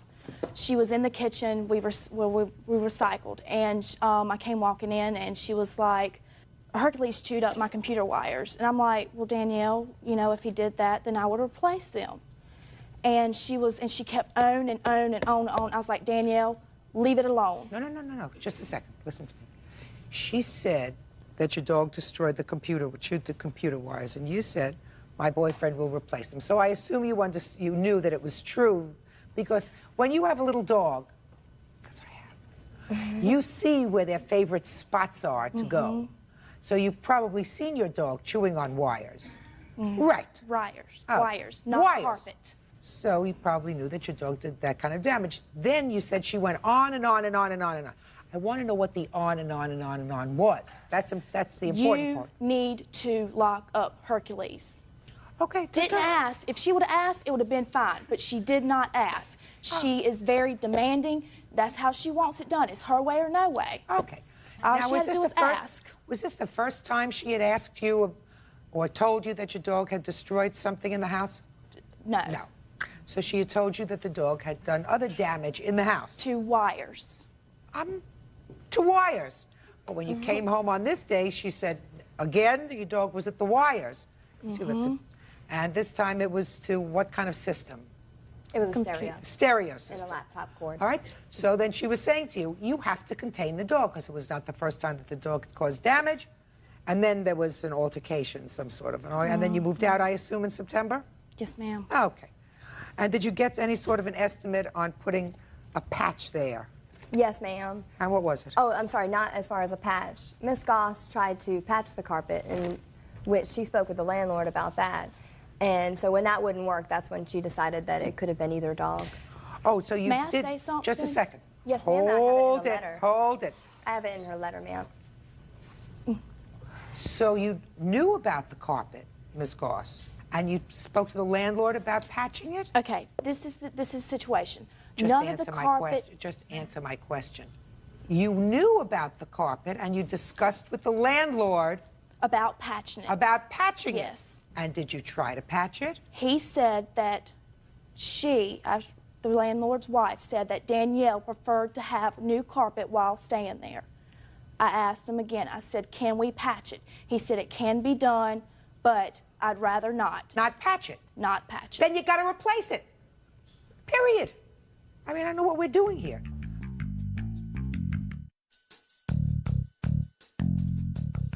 I initially thought when I looked at these papers, well, how can you tell what damage is caused by what dog? This was in your bedroom. You clearly at some point acknowledged that it was your dog's fault because you went to the landlord and said, look, I'll fix it, I'll patch it. We were talking about both patches, not just the bedroom. I'm just talking about the bedroom.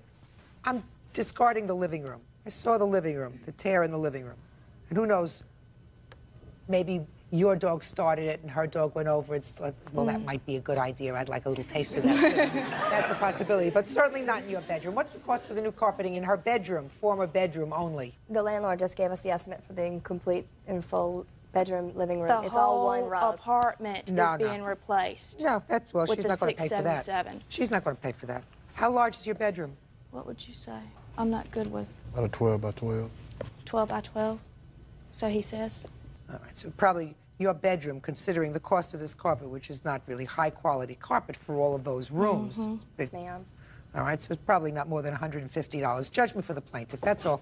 Parties are excused. You may step out.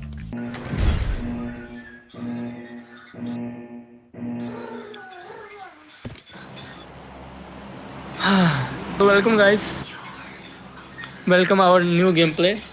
We are going to play our new event 4.1 with our new device iPhone 15 Plus. I am playing with my 3 more friends, so let's see how we will play and how we will manage this event, cause it's even so hard, bro.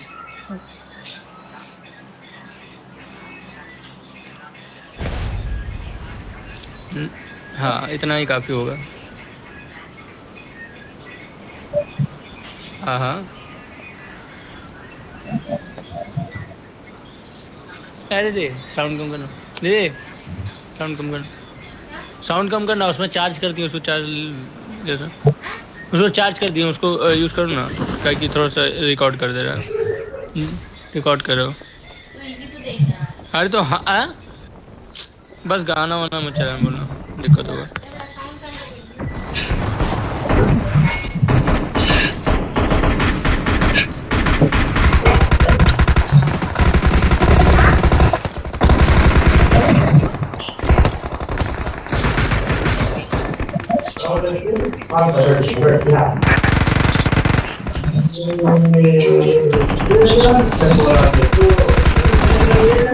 अरे यार इसको ले ना ना ping आया नहीं था, मेरा इम्पोर्ट होता है ये एम असिस्ट साला, उसको पकड़ लिया। दूर से कवर दे दिया। कोई नहीं। अबे यस खेल रहा है क्या? ओह हाजी है, आवाज से पहचान नहीं था। साला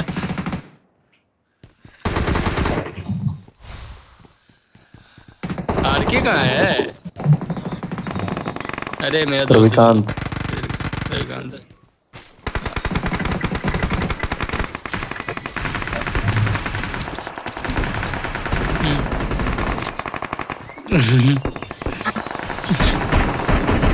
नहीं इधर बंदे को देंगे खेल रहे हो।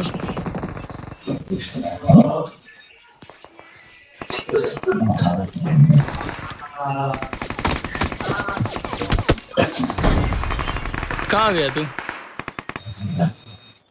अच्छा नहीं पढ़ना साले रिकॉर्ड कर रहा है, देख लिए आराम को।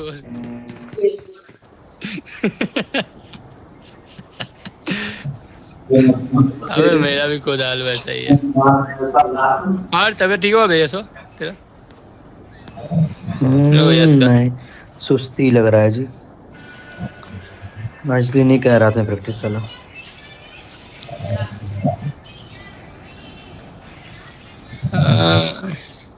अरे दीदी नहीं मान रही है मेरी, मैं यहीं बैठ के रील सब देखेंगे। बोल रहे रिकॉर्ड जा रहा है, जब जाएगा नहीं साउंड तो। दूसरा रूम में खेलें जाके जी, जरूरी हो रूम में खेलना। अरे दूसरा रूम में भी रील चल रहा होगा, अभी सब रीलें देखना है इस टाइम सबको। तो उतना साउंड में? अरे मत पूछो, ईयरफोन लगा सकता है लेकिन लगाना नहीं इनको। हाँ कोई ना। हाँ अबे चलो ऐसा नहीं है इधर कोई।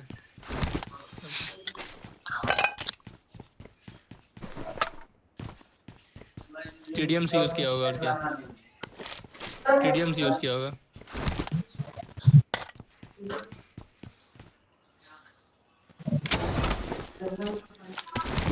बेटे I need a stock.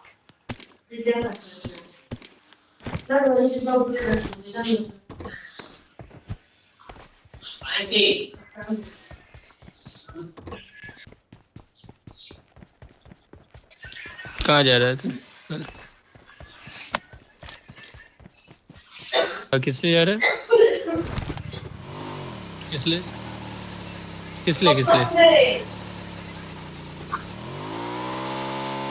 तो गुड्डी का क्या तुम साले वाइफ बन गया क्या तू उसका? साले वो जान जाए कहाँ, नहीं तो बच्चा है क्या वो, कितने को लेके जाना है उसको? छूट दिया है भाई।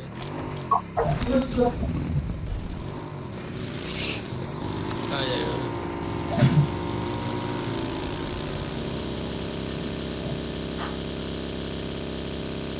बंदे यस बंदे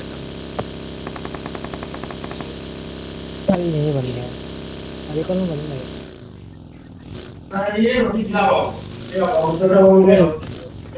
आओ बे, भाग कहाँ गया? नहीं जाते उधर ए भाग गया बे, साला भाग गया। आ रहा हूँ तुम पे आ रहा। यस भाग गया। हाँ भाग गया बैठो। छोड़ना, मैं आ रहा हूँ तो फिर चल। हाँ चल रुको अपन में कोई बोट है। बंदा है, बंदा है, रियल बंदा है। खाया डैमेज है, 2 डैमेज है। 2 है क्या? हाँ हाँ।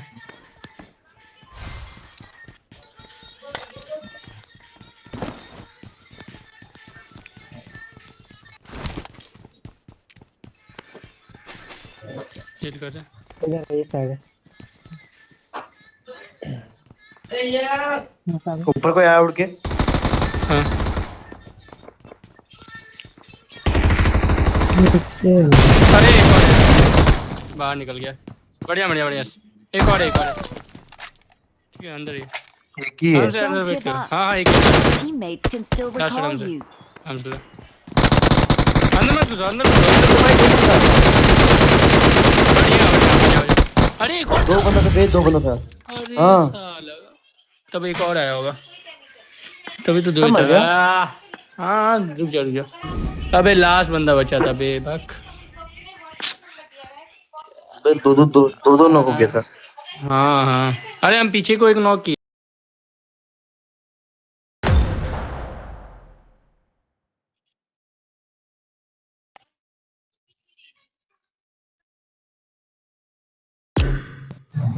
कहाँ चल गया?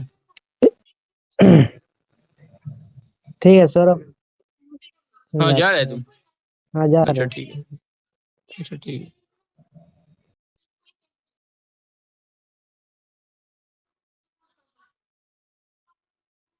हैं? हाँ हाँ, ये सब जा रहा है क्या? नहीं जी, तो पता फिर नहीं कहाँ बाहर चला अपने आप गया? निकले थे। अच्छा अच्छा। अपने आप देखो बाहर आ चलो गए। स्टार्ट कर स्टार्ट। अभी तो अभी जा रहा था, फिर कहाँ आ गया तू? चलो रूम खेलने बुला रहा था यार। ए भाई, बड़े प्लेयर्स रूम खेलते हैं।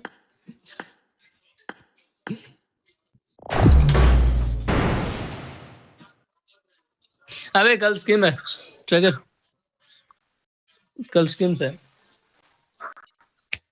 वही 6 बजे से, 7 बजे से शाम के।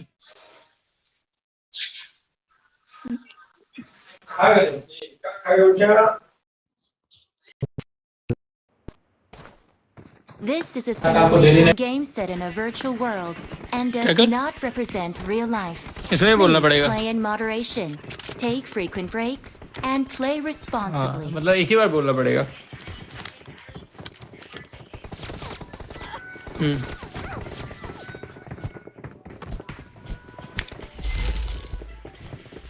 नहीं तो एक और बार बोलने बोले तो बोल देंगे, कोई दिक्कत ना।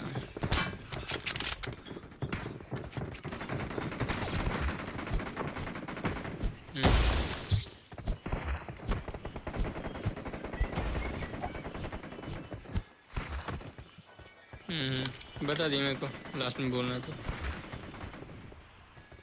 अरे मैं क्या करूं भाई, मैं क्या करूं? मैं क्या ही कर सकता हूँ। तुमको नहीं, तेरा बेटा को।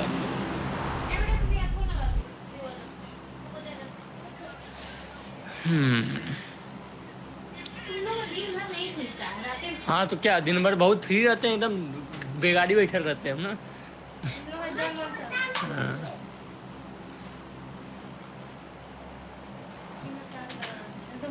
ये क्या नाम है बे? तूने नाम देगा? मामा की क्यों डांटेंगे मेरा? अबे वो ठीक है, एक बंदा लिखा है रॉयल, समझ जा। ये ये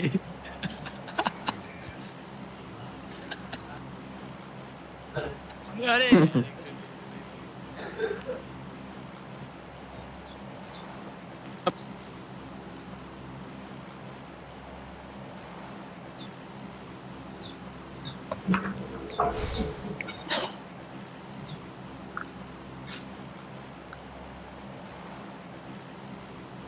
चलो चलो। अरे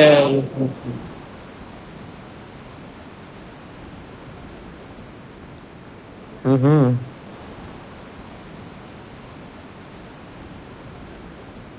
आवाज तो आ रहा होगा।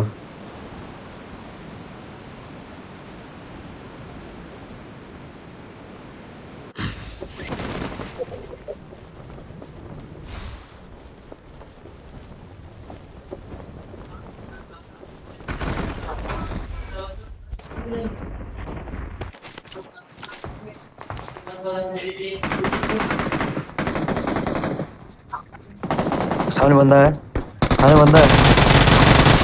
Watch out! Watch out! Form up on Form me. up on me.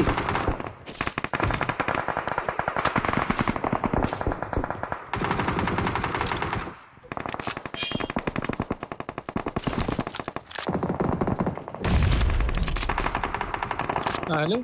अरे ब्लूटूथ डिस्कनेक्ट हुआ था मेरा। एक और बंदा आ रहा है किधर से? आगे क्लियर करना। हाँ हाँ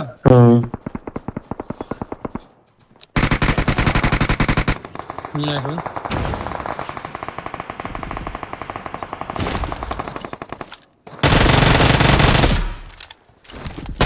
अभी रिवाइव हो जाएगा। आओ भाई जल्दी, बंदा को रिवाइव हो गया। ये सामने बंदा, ये सामने बंदा। हाँ पता है। बढ़िया। जल्दी आओ मेरे पे आओ। चल चल चल, आजा आजा आजा। मारो मारो, दो बंदा एक यहाँ पे, यहाँ पे बंदा, यहाँ पे घर के अंदर एक बंदा।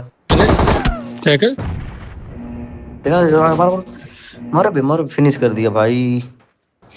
क्या बे पुरान, ये रविकांत फिनिश कर दिया साले को। शॉटगन था अरे मेरे अरे पास। अरे अबे कवर दे रहा है यार। तुम लोग कहाँ मर रहे हो? रुक जाओ 1 मिनट को, 1 मिनट पीछे रखो, पीछे यहाँ रखो। नॉक है। हाँ आ एक जाओ ना, नॉक है। इवेंट आ जाओ। मेरे पे रिकॉल है, तुम लोग को इवेंट आ जाओ। कहाँ पर है? यही सामने में, इसके पीछे है वो। बैक साइड पे, बैक साइड पे कोई आ गया। अरे कहाँ आ रहा है भाई, कहाँ साउंड आ रहा है भाई? तुमको दूसरा साउंड आ रहा है। एक बैक साइड भी है, एक इधर भी है। अरे पूछेंगे यार। अरे गाइड एक्सेस ऑफ कर, ऑन करने दे रहे।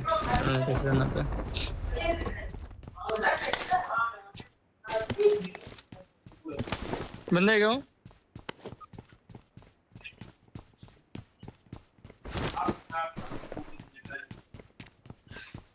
किसको?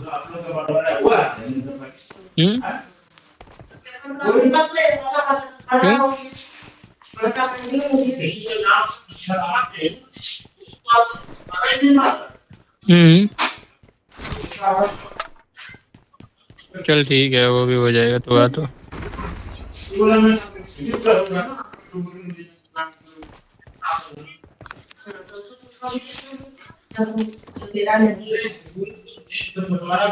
हाँ वो पेंगुइन, वो वहाँ पर बहुत जगह पे एक एक तो क्या क्या बावर्ची ला दिए। एक पेंगुइन वाला ला दिए हैं, एक हेयर डिजाइनर ला दिए हैं। भाई हेयर डिजाइन करता है, उसके अंदर निकलेगा एक भालू, देखियो ना। लूट देगा वाले, लूट। कहाँ पर? अरे वाह नाइस वाह, आ रहा हूँ। और है क्या?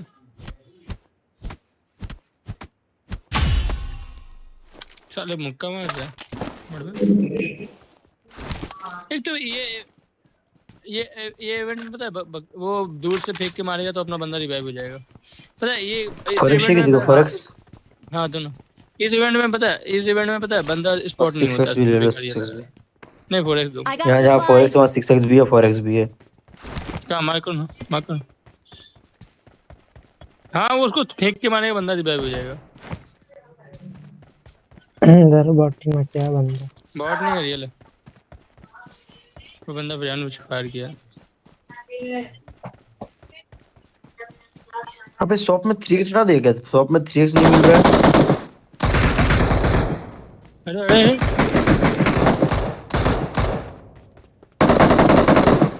भाई साहब मेरा बॉट ही फिनिश कर दो तुम। हाँ अरे Marked a location. क्या नाम मान दिया? मान जा, मान जा ना। हम पहुंच गए, हम पहुंच गए।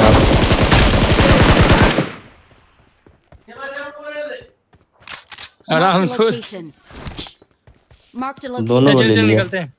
हाँ तो एक को नॉक ले गया था ना वो बट। चल चल चल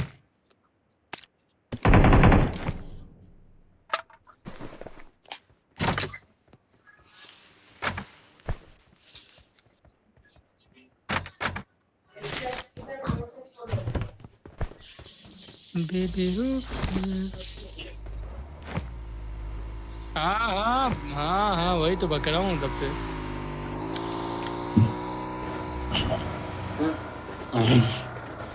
इसमें एक स्लाइडर बन के आएगा, उससे तो स्लाइड तेरी मेरे को नॉक करेगा। यस को कर दे।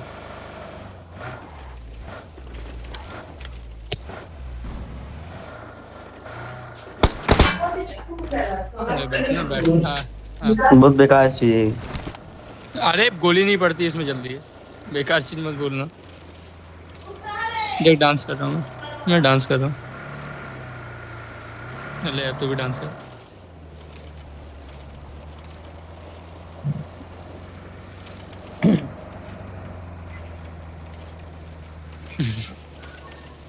अरे अरे अरे अरे साला कंट्रोल बहुत बेकार इसका।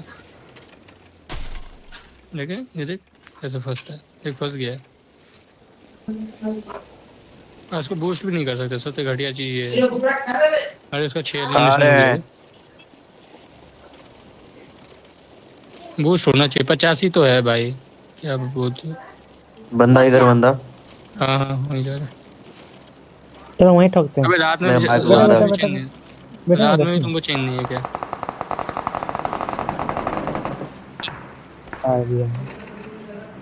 क्या कर रहा है पूरा?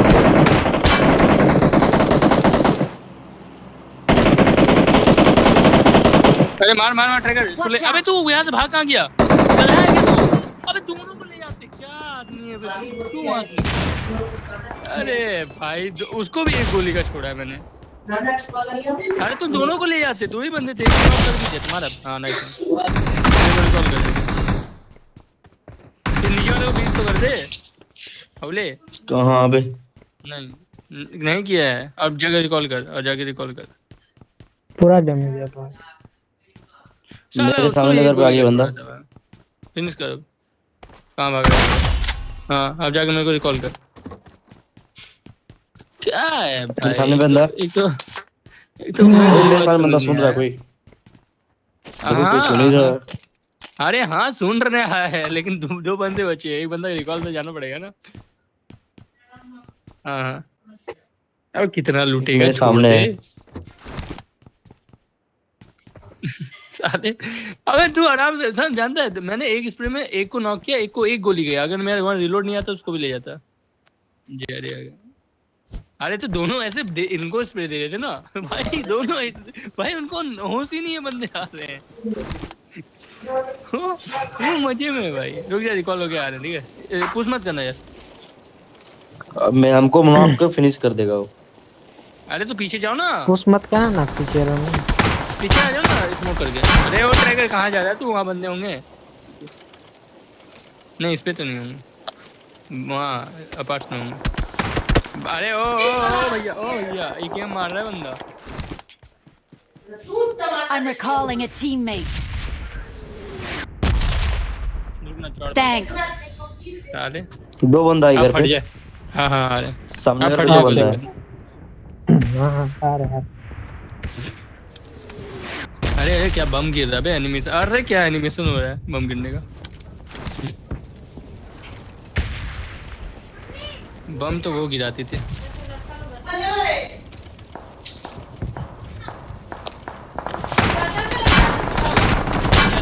बहुत मारता है बंदा मेरे घर पे बंदा। दो बंदे मेरे घर पे। दो बंदे उसमें है।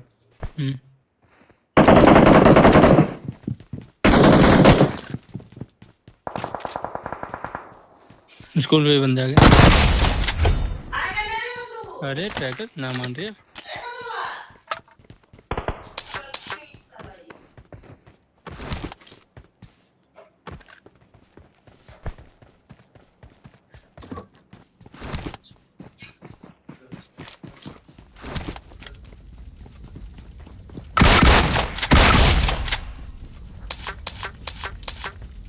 नंबर 1 बंदे हैं क्या? मेरे पे है।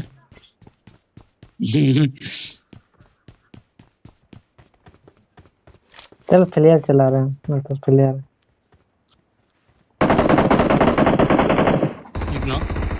एक और। अरे नहीं नहीं अरे अरे स्कूल से पढ़ रहा हूँ, स्कूल से पढ़ रहा है भाई, शौक होने वाला। रुको रुको नीचे आना नीचे। हाँ नहीं आ सकते। अबे स्कूल से पढ़ रहा है। मेरे पे 2 बंदे चढ़ गए, मेरे पे 2 बंदे चढ़ गए। अरे एक गोली का साले तुम दोनों क्या है बेटा, क्या बेटा कर। देख भाई मैं कहाँ पे हूँ देख। कोई नहीं कोई, हमको जैसे 1 HP कर दिया। कवर देना कवर देना, छोड़ो मत देना। देखो ना हम कहाँ पे, देखो ना यार। हम फंस गए थे यार, मेरे घर में 3 बंदा चढ़ गया था। साला full confidence full Trager Trager भूल जा तेरी को निकल रहा है। ओए मार मार मारो मारो दे। यस रुको पे तेरा। भाई किल तो निकाल लो, वैसे ही तुम मरने वाला है। नहीं नहीं रिवाइव को रिकॉल कर देंगे। गाड़ी भी लेके भाग गया। हाँ अबे बंदे के पास डिवाइस नहीं है 16।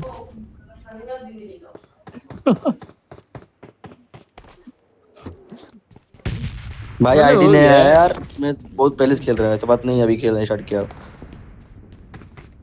चलो यार क्लच करके दिखा दो, चलो क्लच करके दिखा दो। नीचे जाना है। अरे भाई कसम से हमको ऊपर से फुटबॉल लगा था और नीचे से। कोई बात नहीं ऐसा होता है होता है। हमको ऊपर से आ रहा, मैं ईयरफोन ऊपर का आवाज आ रहा था, एकदम नीचे से। अरे कोई नहीं हट साला।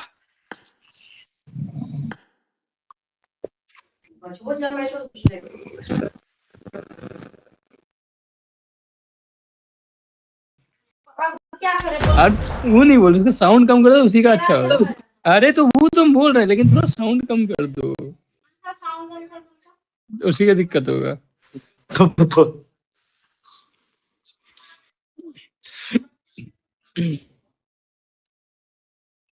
रुका हूँ।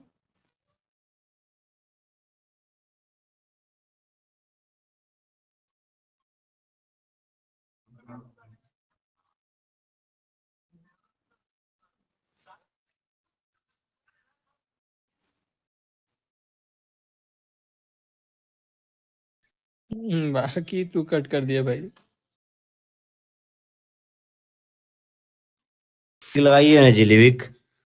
हाँ लिविक लड़की वाला मैप क्या खेलता है। क्या बोल रहे हो